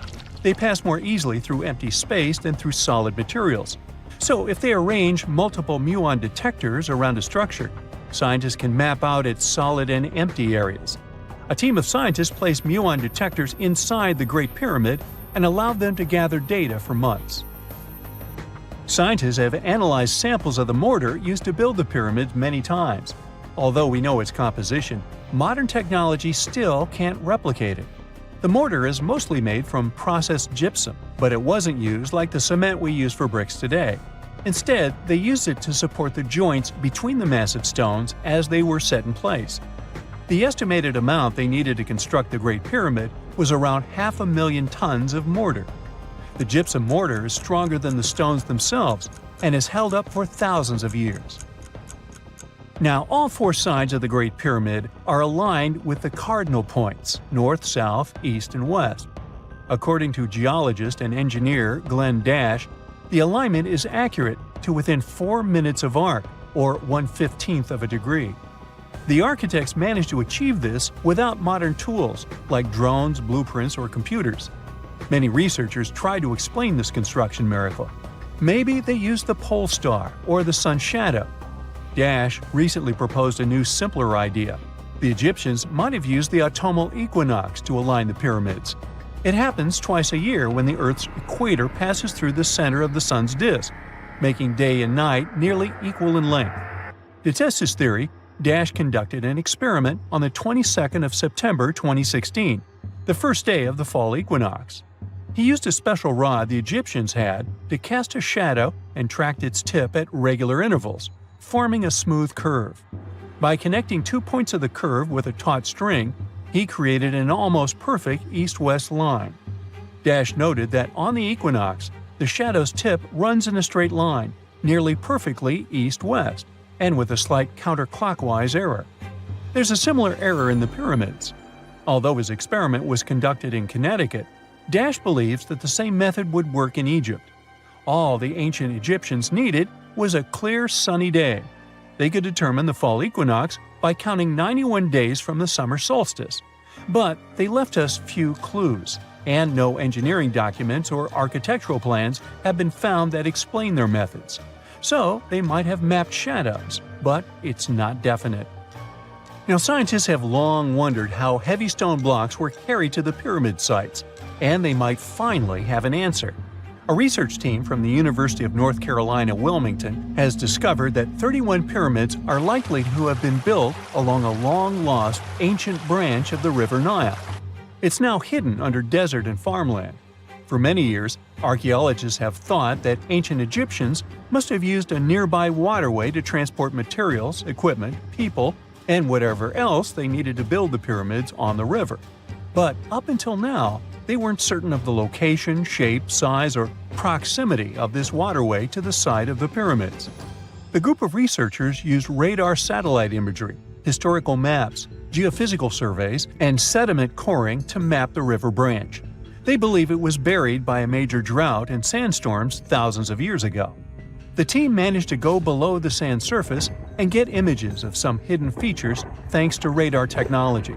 They found hidden rivers and ancient structures running at the foothills of where most of the ancient Egyptian pyramids lie. The discovery of this extinct river branch helps explain the high pyramid density between Giza and Lisht, in what is now an inhospitable area of the Sahara Desert.